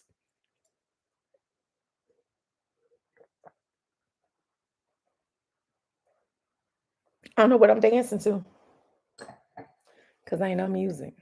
Just in my head. Not because we're crying. No. I love this perspective. Failure doesn't exist. It doesn't. It really doesn't.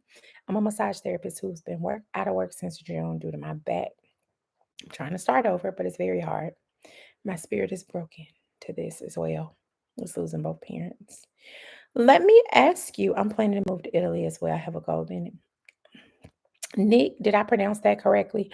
Nick, how long have you been a massage therapist?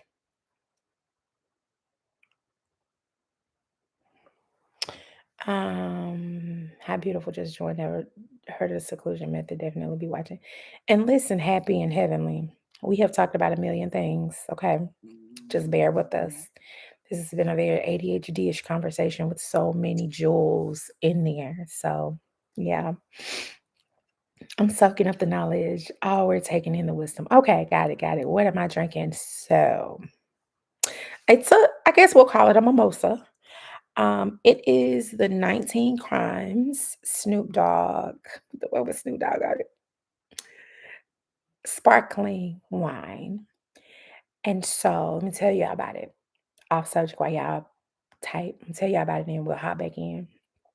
On Thanksgiving, I went in Whole Foods, and right in the front door was the bottle. And I was like, Snoop Dogg. So yeah, I wasn't even having high hopes for it. I was judging. I was like, Snoop Dogg don't even look like he drink no wine. Snoop Dogg, I was judging. Okay, man, your business. I was judging. Went right, but I was judging. Left my job.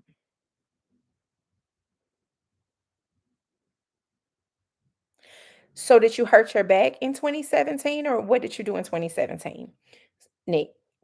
So yeah, so I got it. But I was like, you know what, Snoop on here?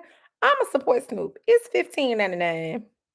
No, it went 13. It was 13.99. I was like, it's $14. Snoop, you can have $14. All right, let me give him a little situation. So I kept looking at it, and I really don't like white wines for the most part. And then I couldn't figure out what it was. I was like, sparkling wine. It could be a red that's sparkling. Couldn't quite figure out. I was like, well, it don't matter. I'm gonna buy it anyway. So I bought it, and I didn't open it to this past Saturday.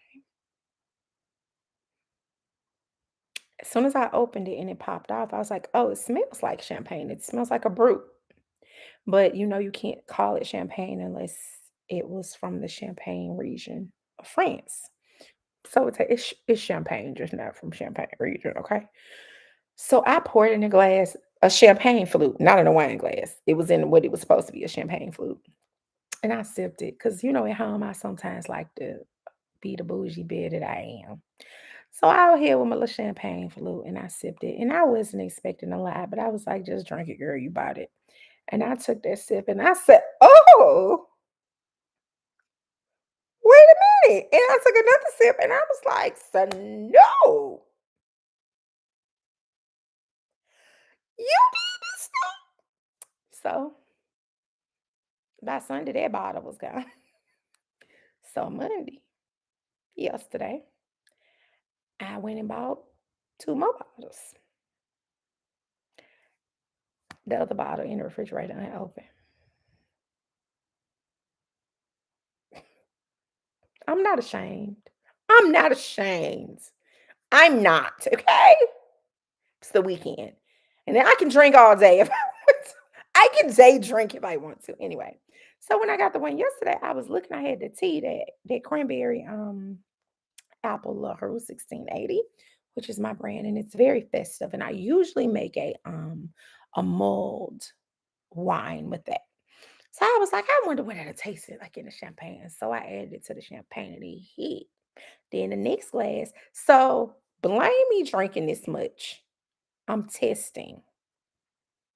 I'm testing for how am I supposed to promote a brand? I don't even know what you can mix tea with. Like, how dare I not know? So that's the first one I tried was with the tea. And then I was like, well, let me try with the tea and a little splash of fresh squeeze orange juice. As my friend Darius will put it, as somebody squoze, because it won me. Um, Fresh squeeze orange juice. And I was like, oh, I think it's like a little mimosa. I'm a tea and an orange juice in it. So that's what I'm drinking it in. I was realized with that little flute. It wasn't enough in there for that little flute. Not to be sitting up here like if I'm thirsty.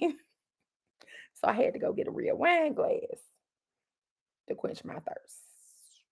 Okay. So anyway, long answer to your question, but that 19 crimes, Snoop, sparkling wine.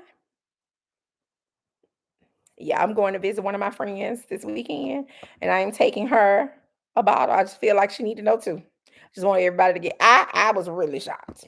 Okay, I might take her 2 bottles because we gonna have to drink it together. And then she got a husband, and then he go want some, so we gotta drink it together. Child, let me just take 2 bottles. That was my answer right there. Go get 2 bottles because she deserves some. So try it, okay? All right, now we're back. All right. I'm testing. Get it, girl. I want some now. Right. Don't sleep on Snoop. I definitely was sleeping on Snoop. What's Shane, girl Drake? I'm crying because this is very healing to my spirit. I'm happy to hear that. Crying tears of joy. You have a way of making me feel anything is truly possible because it is. Dorothy, do you know how to? I'm so happy to hear that. It really, really is. That was tip, PY. Like, it really is possible. Anything. I don't actually, my goal for you is to think that anything is possible. My goal is that we all adopt a level of delusion because without being delusional and being able to see a situation that is absolutely opposite of what you want and really believe that you already have this thing over here, that takes a level of delusion to get there. And so if that's delusion, I want that. I want that because we stay over here way too long. We really do. Let me see. Nick, I left my state job of 15 years in 2017 so I could practice full time. My back injury started in June. So were you working for yourself, Nick?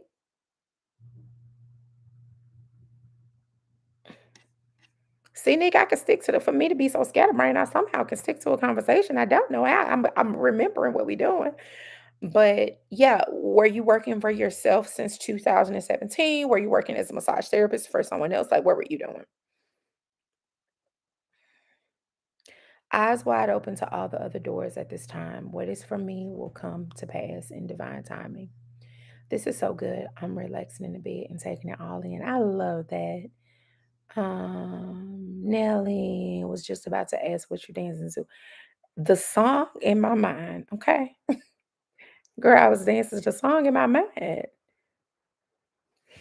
I'm in real tears. What are you drinking? Taking it in. We're taking it all the way. I'm soaking up the knowledge. All right, cool, cool, cool. All right, let's see if Nick responded. Being delusional is way better than. Yeah, hear that? What kind of rain just fell down there? It heard me talking about the rain, and it was like, oh, let me go get it too. All right, well, I got some plants sitting out down my patio, so give it a little water so it can enjoy. Being delusional is way better than looking at your present reality you don't like exactly. I have not worked for anyone except myself in massage. So, Nick, what if you're not returning back to it because you're not supposed to maybe go back to physically doing massage? Maybe you're supposed to help other people learn how to create their own massage business, get their own. I mean, I'm just throwing something out there. Like, if that could be an option, maybe for you, it's like, oh, I need to get well so I can get back hands on in this. But maybe that's not what you're supposed to do with your knowledge and your experience thus far in massage. Have you looked at anything outside of what you being hands on? Maybe you're not supposed to. What if there's another massage therapist that have been working for Massage Envy? I feel like is everybody know what that is. Working for Massage Envy, they want to branch out on their own. They don't know anything about getting clients. They don't know anything about marketing. They don't know anything about what this really looks like, and specifically for massage therapy. Just an option. What if you, even with your back injury, you can literally still be working in the full field and helping others? A new chapter for Nick. Great perspective. Exactly. Like, your back hurt. If your back hurt, but I thought I cut my nail when I was chopping them onions last night. You know? Hi, kicking cancer's ass nutrition. Um, Let me see. I'm using that adopt a level of delusion. Absolutely. I have to try the 19 crimes. Also, Nick, I've been thinking about becoming a massage therapist. Okay. Not little money. Bring a few dollars to the liquor store. I have big money. I need to bring my little money to the liquor store now. I'm gonna have to try it. Listen, y'all need to try it. If you like regular champagne, even if you don't, because my friend Sharice came over and she tried. See, that first bottle I didn't even drink by myself. I drank this last one by myself though. I ain't gonna lie. I drank it because I was putting it in a big cup. But anyway, the first bottle. And she was like, I don't even like champagne, but this is really good. I'm like, no, it really is. It's really good. It really threw me off. It really threw me off. I have let's see, I have a few people who have asked me to start classes so they could learn. If I did that, I would not know where to begin. Well, they asked you to start a class. So even if you started with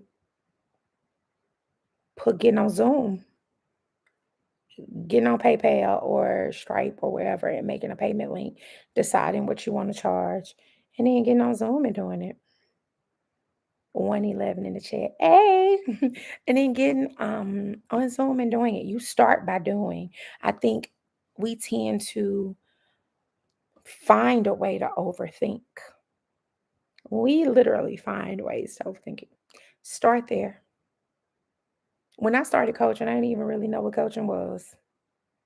I thought coaching was the people who was out there with the football game. I mean, I'm from Alabama, Roll Tide. So when I think about coaches, I think about football coaches, basketball coaches, sports coaches. I didn't even know what coaching was. I just thought I was doing a class.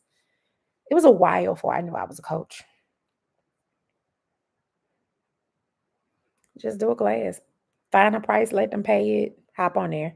If you don't have PayPal and Stripe yet, if you got to start with Venmo and them, start where you are. But I encourage you not to do that. I hate to see businesses who be like, I only take Venmo. I'd be like, absolutely not. I'm gonna go find somebody else. But start where you are. Listen, had the 19 Crimes wine the other week. It was actually decent. Yes. And they have so many different ones. And each one has a different story, which I think is very cool too. Okay, maybe my overthinking brain is scared. Of course it is. But listen, what's the worst can happen? You're already not doing your massage therapy. Worst can happen, you're not doing a massage therapy. So you've seen it already.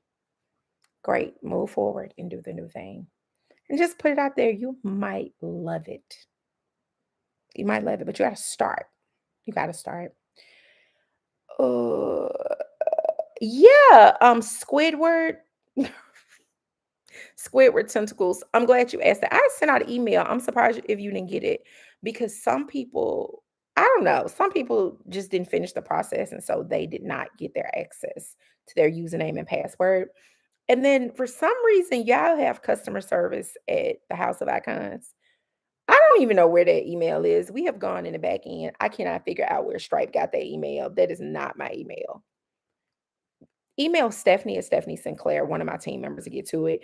And when you email Squidward Tentacles, let me know what the problem is, the name and email you registered with, you paid with, so we can look everything up. Okay, so let us know both details.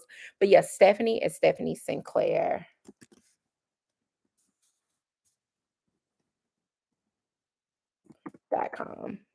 Email there and just give like a couple days. Like when you email, give a couple days. It'll probably be tomorrow if you message today, but just in case. Um, but yeah, and anybody else who sees this and having a problem with access, okay? Um, I do have PayPal. Listen, use what you have. Happily and heavily, they charge 10,000 here. It's 5,000 become an LPN, but massage therapy was my first option. Right, Brittany, start by doing. Leslie, that's my issue with bath and body products. I made a few sales here and there, and I get so excited. On the other side of fear, success, absolutely, absolutely. And then you get to a point. I want to challenge anybody who like deals with fear. I want to challenge you to move so fast on your things that you don't allow fear to time to creep up. Now, this is my warning. Fear still show up, but by the time it shows up, you so far in it, you got to keep going. Trust me, I know. I literally remember when I went to the bank and paid the last payment, wired the last payment on the house. I couldn't get it back once it was wired. I got in the car and I was like, what the heck did I just, girl, you are out your mind. But I move so fast. I just don't give myself opportunity because I know if I allow the fear to pop up, all the reasons why, all the doubts, everyone who think I couldn't, what my mama would say, my dad would say, my sister, brother, whoever. Let me have all them people. But you get what I'm saying. All those fears would pop up and will slow me down. I want to challenge you all to move so fast that you don't allow fear time to creep up. You can always course correct. I have never done anything in business that I couldn't course correct. I mean, as long as you're not like FTX founder who was like lying and stealing money, you ain't doing all that. You know, just move, just do the work. Thank you for always bringing your light to help us on our journey back to our true selves. You're welcome, Squidward Tentacles. Been wanting to start making and releasing music for literally my whole life, but I'm so scared of getting clowned. I guess I just need to work through the fear. No, they got yes. And listen, I remember when they used to clown Beyonce. Y'all might not remember because Beyonce today, but they used to clown. But it's this picture of Beyonce where she had these sandals on and her toes was hanging over the sandals. I mean, it wasn't even about her singing; it was her feet. They used to clown Beyonce back when it was Destiny's Child and they was first really coming out. People used to like they used to clown her. They used to clown some of her runs. Like before Beyonce became Beyonce. People go clown anybody. Y'all gonna be mad with me, but I was clowning Rihanna new song. And it's Riri. Somebody go clown something. Don't worry about it. Everybody don't have to like what you got. Believe it or not, can you believe everybody don't like me, which is so shocking. But when everybody like it, you doing something wrong. Everything is not for everybody. J'adore caviar. J'adore. You know how many people don't like caviar? It is very much an acquired taste, but I love it. It hadn't stopped caviar from selling and being way too pricey. It has not stopped it. Everything just not for everybody, and that's okay.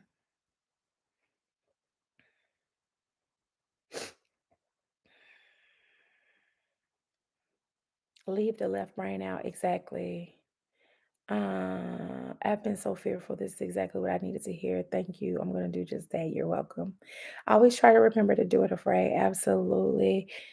Stephanie, I have the reprogram course and I'm using it. What is in the clearing? Is it brainwave or are there subliminals within? Both. Both. And have you asked the question if you go in the membership? Have you asked the question in the comments? And if you can't comment, because what's interesting is one of my students, Susan, who knows me from Facebook, she messaged me on Facebook and told me she can't comment. Like I have a lot of comments. So I'm like, I don't know why she can't. But if you can't comment, you can email too as well. But it's both. And that's TF. Yep, TF. Uh, Crystal, I have an online boutique, but lately I've been unmotivated. I'm trying to figure out if I want to keep going. Let me tell you something about lack of motivation. I was talking to Cherie, my friend I was talking about who had the champagne. We were having a conversation about lack of motivation.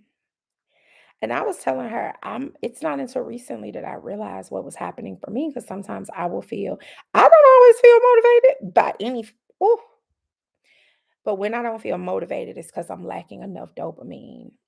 I don't think we talk enough about dopamine.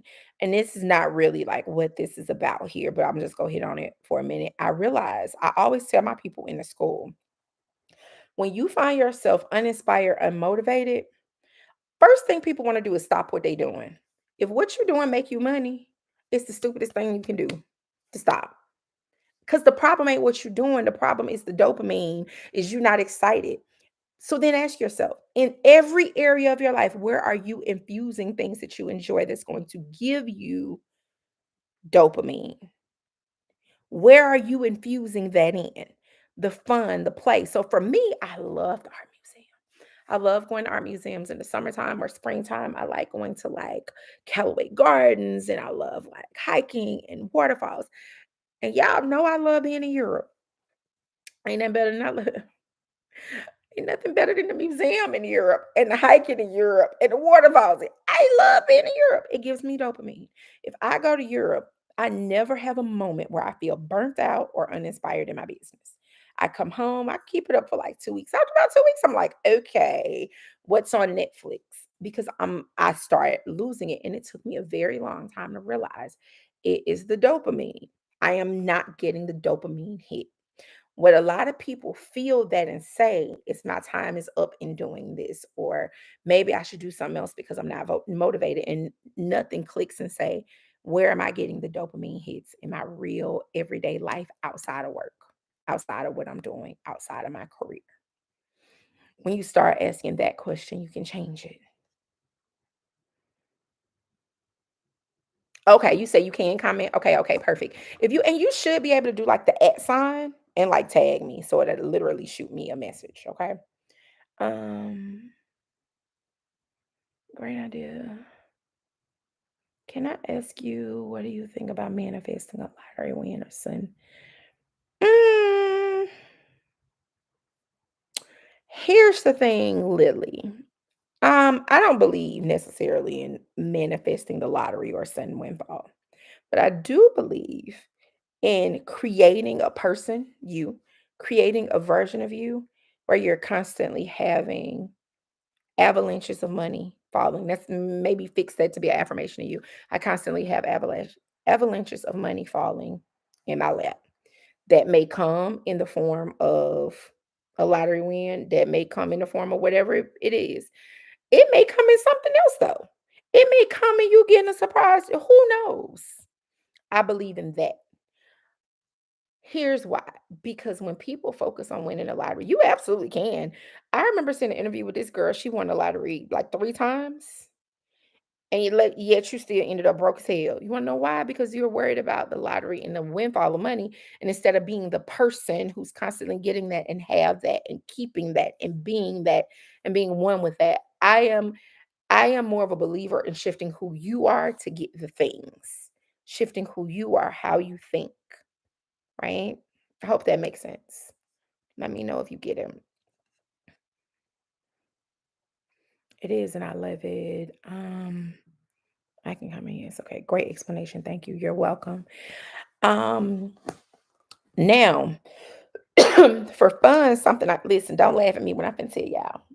I love bingo. Now, I hadn't played bingo in a minute, but y'all know I used to live in Las Vegas. So I love the casino, but I like going to play bingo with the old people. It's fun. I had my little things, my little marker things, the little blue and the red and the green. I had my different colors. I would get all my cards. And I would definitely be in a space all the time of like, money always comes to me. That's just always the space I'm in. What I did like to do, and this was like in the beginning of me like testing out conscious visualization, I would literally be in there stamping my cards and seeing myself say bingo. And my mom went, and my mom loved the casino too. My mom went with me several times and never won. She'd be like, "Wait, where we at?" I'd be like, "Girl, I can't help you. I got too many cards." Like, girl, and they'd be like, "N45." I'd be like, "Mom, I can't help you. I got to get my N45, N45." And I literally would say, I would never leave there and not say bingo. Not once have I left there and not said bingo. My mother, she'd be like, "I can't, because girl, I don't know. You gotta start seeing yourself." And it wasn't like windfalls. It might be like $400. But literally for me, it was faith building around if I see it, I will have it. It was more about faith building. And so like faith building, whether it's 400, 4,000, 4,000,000, being in that space, right? It's not about the money, it's the faith building that I can think something and actually do it. And so I literally was like, bingo. And I'm seeing myself do it now. I'm like, Stephanie, get to a casino, girl. Get to a casino, fame some bingo. I like bingo. I should be ashamed. It's old people stuff they say, but I like it. Just play bingo on Thanksgiving with my family. Said I was gonna win, and listen, bingo is fun. I just want to maintain what I've forgotten things and then lost it later, right? Because people, it's the thing for people. It's like, who is the lily who gets and has money? Who is the lily who gets money, has money, and consistently grows money? Right. And so maybe let that be a thing, like I not only get money consistently, but I have money and my money's always growing and working for me. Get money consistently. And it's always, I always have money and it's growing and working for me. Maybe create something like that. Nurse Judy, one girl's family won a lottery on her 16th birthday, and then as they plan to manifest that. However, I also believe you must prepare yourself for the money. Yep, exactly, exactly. That's the mindset that I need. Bingo moves too fast for me. I'm like, Mom, listen, if you know it, listen, you gotta be neurotic with it. Like, ooh, N45. And y'all should see me. I really be like N45. And then I go ahead when I first started filling in the little blank space in the middle of that little free space. Can't be waiting on it. Let me go and get that done. When I get there a little early, give me a little free space. Um, if you know it moves too fast, you got to get like two cards, and you start with like two cards. My mom would see me with like 10. She'd be like, "I'm gonna get 10 cards." All right, girl, you can't keep up with 10 cards. I barely can. I already be like, ooh, ooh, ooh. What number they called 5 numbers ago? So maybe a good affirmation would be that I have abundance of money that is consistently, I have an abundance of money that's consistently multiplying. My money grows in my sleep. Money comes to me in my sleep. I attract money easily and effortlessly. Avalanches of money come to me in the most perfect way. I think that's important too. In the most perfect way.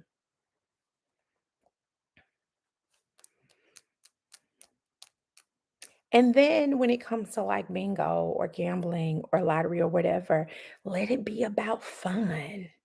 It's like a little game, right? It's about fun. I learned like for me that like playing the slots, that was my charades. Y'all didn't win because y'all ain't know. Um, for me, playing the slots, it was hard for me to hold the space because every time I pull the thing down or press the little button and I ain't get a 777 or I got 777. And that was the one time I ain't put the max in. And that mean I ain't win money. It would like deflate me. For some reason with the slots, because you're in it, it's like I'm literally only focused on the fact I didn't win this, and I get how it works. For bingo, it don't matter if I ain't win 10 games. I still see myself saying bingo. Something about the slot. And I don't know if it's because I hear other people machine. I don't know what it is. So I realized for me, slots wasn't a good way for me to play that game at all. Let me do some bingo. Let me do some blackjack. But bingo would be my favorite. Um, wait, are we in sync in here? Wait, what you mean are we in sync? You mean like the what are we talking about?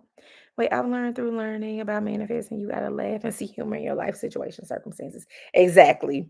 Exactly. We're in sync. Stephanie, I'm late. Don't know if you mentioned it. Can you talk about how does one manifest when they I did not mention it because being in need, you got to move yourself out of a space of need, and being in a space of having bingo is fun, and move yourself into a space of actually having you manifesting in desperation doesn't work. So you have to, even if you can't maintain it all day, you have to find moments throughout the day where you are solely focused on having it, and that power that is that exudes from you is a bubble of I already have that. And then I have a video. I don't remember the name of the video. If somebody knows, put it in the comments. I'm not sure, but it's a video where I was sitting in the car and I was like, no one has power in your reality. Not like in your reality. Only you. You might have to go through my videos, but I was sitting in a car and I don't have a lot of car videos. Okay. So if you just kind of go through and find it, you'll find it. And I talked about being in need. Yep, that's the one. That's the one. I talked about being in need and they wanted to go up substantially. Get the fuck out of here. This ain't gonna happen. And no one has power in my reality. No one has power in my reality. Even if you have to shift that, my need was that I wasn't finna sign no new lease at this new rate. Oh, not I. That ain't gonna happen. That my need was for them to be in one accord with me, even if the realtor was saying something different. A Remix agent was like, "Oh, oh, nah, this go happen." So yeah, y'all, yeah, everybody remember the video. Everybody remember the video, but not the name of it. I don't remember the name of it, but it's there. It's like I say, it's one of the few where I'm in the car. I'm usually not. Um, but in that one, if you tap into that energy, and when you tap into that, then whatever the need is, you'll call that thing in and you'll be in a whole different energy. And that energy you'll be in is of the energy of I called it in. So it is because I said it is. It is because I said it is. Nothing else exists but this because I said it is. And when you sit in that energy and you move in that energy, nothing else exists. Use that tactic. It works extremely well. And so you have to take that desperation, that need, and turn it into power. Wait, I watched that in my car. That's funny. You watched it in the car while I was in the car. Listen, you have to turn that into power. So you can't let the need, you can't let the desperation, you can't let that stay that.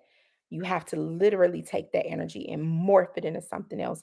And I had more comments on that who said they did not know why, but they watched that video and it hyped them up. But it was literally in the middle of everything happening. And so I was literally bringing you guys that fresh energy while I was in the middle of it, right? Let's see.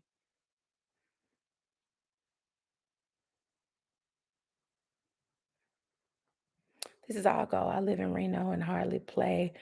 Um, that it is bad. I like to play bingo, so I'll try just like you. Yeah, go to just have fun. Never play with money you can't afford to lose. That's always my thing. Bingo is like it was like I don't remember what it was. Was it like $5 a card? Like it was not. Listen, I'll be there for 4, 5, 4, 5 games. My mama be like, I want to go home. I want to go. Well, baby, you go where you want to go. I'm finna go play some more. Yeah, right. I love it. I love it. I have a lavish, steady, dependable income, consistent with integrity and mutual benefit. And you know what? Something I never see, not J9, something I never see people say, and I don't know how you go add it. And it's not just for you, but it's for you since you put it. One thing I want you guys to start thinking like people who are wealthy. It's great to have dependable income, but lavish and dependable income don't actually go together. People, now I want you to stick with me. Don't look at social media right now. It's people who live lavishly off of dependable income. And it's stupid. It's stupid. It is stupid. And y'all don't hear me say stuff like that often about. It's stupid. Wealthy people live lavishly off of returns on investments. Wealthy people live lavish off returns on investments. And let me be clear, if you stupid, I'd have been stupid too. Meaning, if you have been the person who does that and you do it, I've done it. That's why I feel like I can say it's stupid. It's very stupid to live lavishly off of income. Income tends to be money you work for. The money you work for, the goal is to use your money you work for to create income streams that pay you. And with that, you live lavishly. Now, a lot of us are already, we already good and grown. So we got to work for the money and pay our bills. So they got to come out of there. But you want to eventually replace that. You want to be able to pay your bills with money that the money you worked for made for you. And I very rarely hear people talk about that when they're affirming. Lavish and dependable income don't even, they not even in the same family. They're two different people, actually. Because that lavish and dependable income is somebody who want to look rich, who want to look wealthy. But when the shit hit the shit didn't hit the fan, and you have a whole bunch of stuff and not a lot of money. Does that make sense, J9? And not just you, but anybody else. Again, I don't talk about a lot of this on here. I talk about some of this stuff like on Instagram and Facebook sometimes, but like I am very conscious. Like I don't live anywhere near as lavish as I used to. I used to only fly private. I used to only do first class, and depending on what we going, I might still doing that. But if that ticket ain't looking right, I'd be like, let me go to economy plus. Um, I literally talk about hundreds of thousands of dollars of jewelries and handbags, just stupid shit, just stupid. And you got to work for it when that money should have gone to things that paid me. And with the money that I didn't have to work for, then I go buy the lavish things. Hope that makes sense. Okay, yeah, the video. Oh yeah, I remember the video with your landlord. Yes, yes, yes, yes. I remember that video was wait, oop, it moved too fast. Wait, what happened? There you go. There you go. There you go. There you go. We are your loyal fam. I never forget that video. Yes, I watched that in my car. So happy to catch this. Thank you for sharing your space and experience with us truly. Plus to have found you happy you're here, Blanca. Um, yes, thank you. Yes, thank power. I will feel the energy below 6 now. Okay, I learned it from her. Jenny. Like, I'm not gonna lie, it's been tough being in need and trying to manifest. I just shifted recently. And it's about being present in your here and now, grateful and taking care of what you have now. And that's why I mentioned like about the storm and like, does it really storm all the time? You don't get a break. It's nothing in that we grateful for in the midst of the storm, right? As if you already have everything you need. Everything we want already exists. We just have to trust it's already done for us.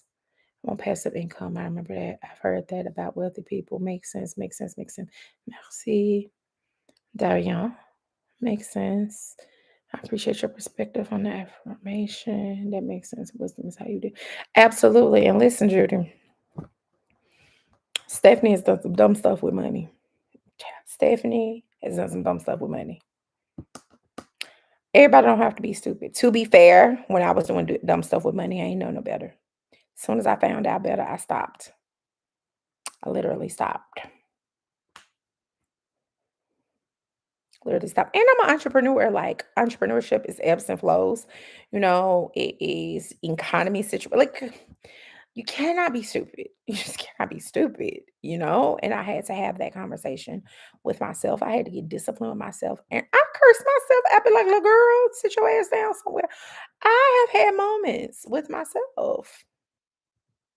When you know better, you do better. Absolutely. And sometimes people have heard better and they still can't grasp it. Sometimes you got to hear it like 100 times. And some people, unfortunately, have to fall and skin their knee before they get it. They got to bust their booty before they get it. Sometimes hearing it, they still don't get it because people always think they different. It's always like, well, that was you. Okay, that's cute. Okay, well, whatever. Fine. If you think you can work for the money and spend the money and grow the money at the same time, if that fit for you, child, go do it. Just trying to help you out. Trying to help you out. Whatever. But, I'm a woman of a certain age. I turned 40 this year. I want to say I started learning this lesson around 35. It was about 38 before I got like really serious about it. Like, okay, wait. For some reason during the pandemic feels like time did not exist. I probably was more like 36, probably. Um, but 38 and 39 is a blur. So I don't even know where I was, what I was doing. But I really became super mindful and started investing a lot more. And um Shauna, girl, that's not what they say. Shawana, sorry, I made your name be Shauna. That was we gonna blame the drink my last little corner.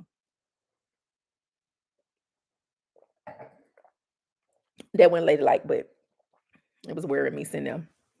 All right, Shawana, listen, we here. Shawana, I believe in life of ease and flow. I believe in having the biggest impact as possible on people who connected to me while working as little as possible and making as much money as possible along the way. I believe in having enough to not only take care of my wants and needs, but also to invest to take care of more of my wants in the future. I believe in being wise with the income that I do have. I believe in not worrying about impressing other people with the money I make so that I can continue to have even more money. I believe, again, in working as little as possible and enjoying my life. I believe in free. I believe in flow. That's my truth. People don't want to hear that. It's my truth. Do I work? Yes, I do. Do I work a lot? No. Are there moments I work more than others? There was a week not too long back. I worked 2 days in a row. It was tired as hell. I was working like 5 hours a day. Yeah, I might be like, no, where's Stephanie? Listen, Stephanie works like 8 hours a month, maybe, and that might be a stretch. That might be right. I do 3 hours. Yeah, I would say about 8 hours a month. So for me to do 2 days in a row, honey, I was tired. My throat was tired. I was like, oh, it was a lot. Now that's like active work, but the truth is, here I'm always working and thinking, and but I meant like the active work, if that makes sense. Yeah, when you say make money, spend money. Make money. Yeah, like don't nobody want to work like that though. Shawana, don't nobody want to work the way you gotta act, where you gotta make money, spend money, and then make more money. No, I want to make money, invest money, let that money grow. I'll still make some more money because let me tell you what you get addicted to. I won't say you, I'll say me. I get addicted to seeing money grow that I'm not doing anything with. You also have to be willing, though, in times like now, we are in a very interesting time in the economy where investments won't look too good. And that's fine. You have to be okay with that. You have to be okay with that because there will be moments. If you go and you look at like long term of investments, you'll see there's up and down. And as long as you can work out the down, it always come up higher than the up was before. So I like to invest in somebody else about what I invest in. I like to invest in investment in index funds. Um, I really like index funds. Um, I am invested in crypto, but I'm not putting any more money in crypto right now. I mean, I didn't take my money out. I just left it. If it comes back, it comes back. If it don't, it's fine. But I am investing more in stocks. Um, I'm investing more in Bank of America. I'm investing more in Intel. The reason I like this is not advice. I don't know what the hell I'm doing. I just been figuring it out as I go. Don't listen to me without doing your own research. Okay. All right. Thank you very much. Um, I like to pick stocks. I can't think of what you call it. Dividends. I like to pick stocks that pay dividends. And dividends are a certain percentage or a certain dollar amount on every share you own. So, like, if I'm just throwing out a number, if one pay $3 per share or $10 a share and you own 10 shares, then however often it say that share payout. So say it pays out every month. If it pays out every month and you own 10 shares, that means if you bought 10 shares at say, we gotta use whole numbers. You bought 10 shares at $5 a share. It probably was more than it. But we'll say at $25 a share. So you pay $250 for it. Pay $250 for 2 shares. And then every time it pays out dividends, it pays out $10 a share. That means every time it pays out dividends, you get paid $100. That means even if you never put another dollar in, as that stock continue to grow, it might not be 50 no more, it might be 75, but you still get $10 a share. That means for perpetuity or until the company go away. And most of the companies that pay dividends, they are very long old companies. Like the likelihood of them leaving, it's not likely.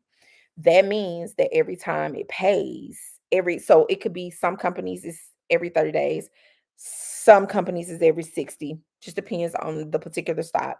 If you got 10, hopefully I ain't throwing you out. If you got 10 shares, you paid 250 for it. Yeah, you ain't getting your 250 back immediately. But if it's paying $10 per share and you got 10 shares, every time you get paid, you get 100. By the time you get paid 3 times, you done made more than you put in and your money's still growing. So I like dividend stocks for that reason. Dividend stocks are not as speculative. It's not like I'm invested in Netflix too, which has been dropping recently, but Netflix is still higher than it was when I bought it. But Netflix does not pay dividend. So you have stocks that pay dividends and stocks that don't pay dividends. I like dividend stocks just because there will come a day that I want to be able to take my dividend payments and use it in my real life. When I get ready to do a long term visa, dividend payments count towards income that I don't have to work for. It's very smart to do dividend payments. So whether they're paying it directly to you or whether they pay you and then you get them to put it back into the stock again and you buy some more stock. I hope that that make more sense. So those are ones I like. Of course, we like real estate, even though right now, for me, I don't know about nobody else. For me, I don't believe in being upside down in a house and paying more for a house than what it's ultimately worth. And it's been ballooned this last year. I probably won't look at doing anything else into real estate until springtime, unless I'm investing in real estate out of the country. But I would definitely say those are my main things right now. I invest in other companies, but right now in this economy, I probably won't do any more of that. If I had not already done it, I won't be doing any more. All I'm really interested in investing right now are the stocks because they are down and I want them while they're down. I invested in Google while it was down. What else? Something else I invested in Amazon. I did invest in Amazon while it was down. Yeah. And then when the companies did their splits earlier in the year, like remember, guys, I'm not a stockbroker. I'm learning as I go. This is just what I do. Because I am very much focused on how to grow my money. I'm actually about to start buying gold, actually. And when I say about to start, I do mean like within the next month, I will be going. I'm just doing research on where in Atlanta I can actually go buy gold bars. I'm gonna start buying gold, but remember, I'm not buying gold to like grow necessarily. I'm buying like it'll maintain its value. It definitely won't perform like a stock, but it'll kind of act like a savings account. I don't necessarily, not necessarily, I don't believe in having all my money in a bank. I think it's stupid. If y'all ain't heard, not Whole Foods. Why I want to make this bank name be Whole Foods. Wells Fargo. Wells Fargo has been holding Wendy Williams' money because they decided that she shouldn't have her money because people are cheating her. Wendy has not been. Nobody said Wendy was insane. Nobody said this. And a bank should not have the power to decide if you go give me my money that I put in your bank. The way I would be suing them, get my money and moving it immediately, but it's stuff like that. It's stuff like that, which is also why you should not have all your money in one bank. It's very important. Me and my friend was talking about that. Like, why in the hell do you have all your money in one bank? Like, that makes no sense at all. I don't know why anybody didn't advise her to not do that. But those are just some of the things that I do. Yeah, when this thing started moving, I'm like, wait.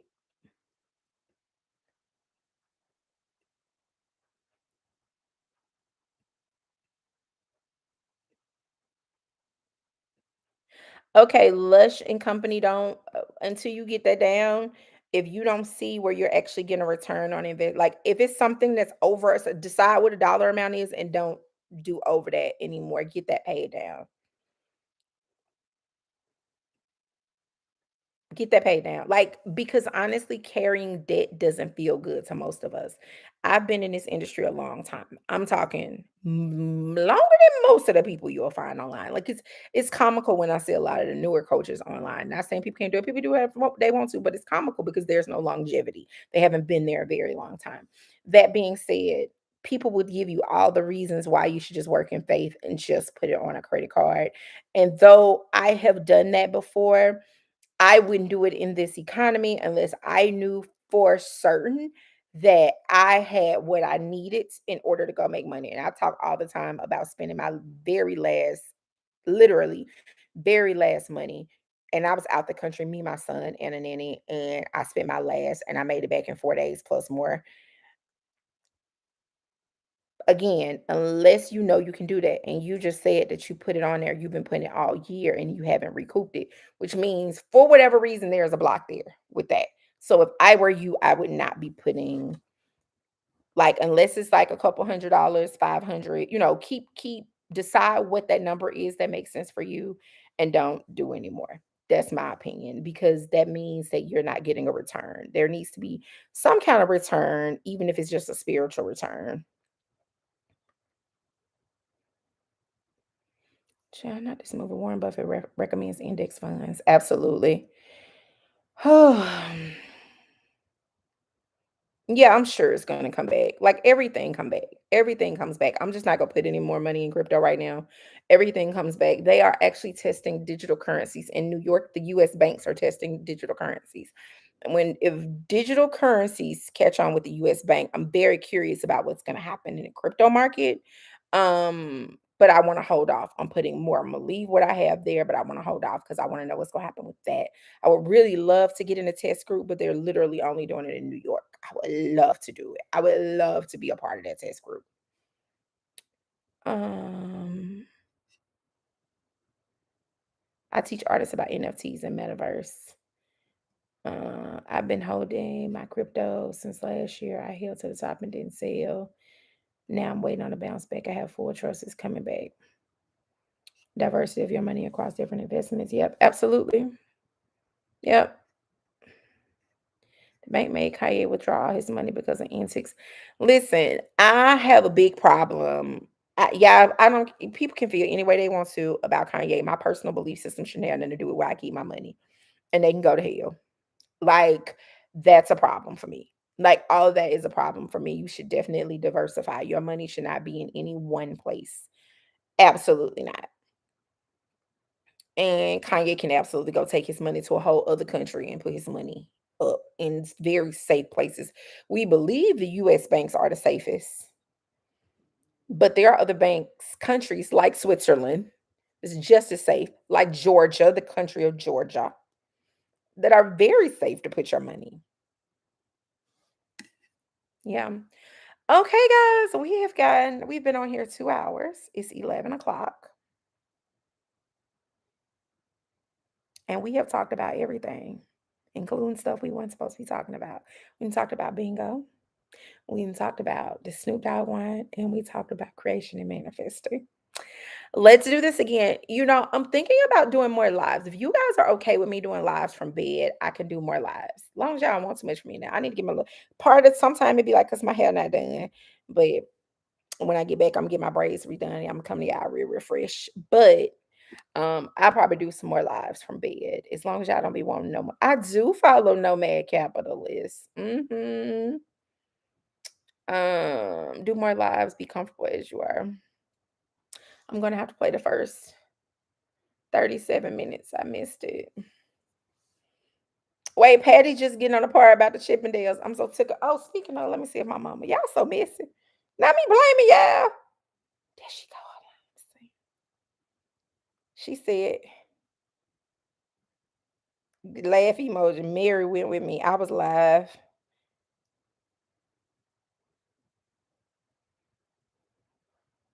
Wait, I was about to go off and okay. Y'all, she ain't really even answer me. She gonna put laugh emoji and tell me who went with her. Baby, that wasn't telling me what happened. That was not telling me what happened at the Chippendales. If you came late, I'm sorry. Shirley thinks she's slick. Shirley ain't told me what happened. Shirley never gonna tell me what happened, is she? I ain't gonna never get that story. Anyway, back over here. Right, that's what I just did. Check to see if my mama responded. I'm gonna need y'all not to be missing and then me doing it. I thought so. I braid your hair if you need it. I give you a huge discount. You can go live. Child, I am never going live while I get my hair, even though I have long, beautiful hair. I'm never going live while I'm getting my hair braided. It's a no. Oh no. Never. No. It's as laid back as I am. I'm really a bougie bitch. Really a bougie bitch. In some ways I'm not going to come. I even put on my soft pajamas for you, but yeah. Some ways y'all not gonna get me as I am. All the way. Okay, anyway, y'all, it was a pleasure. It was a pleasure. I'll talk to you guys next time. Maybe I can go live later this week before I leave to go out of town, okay? Toodles.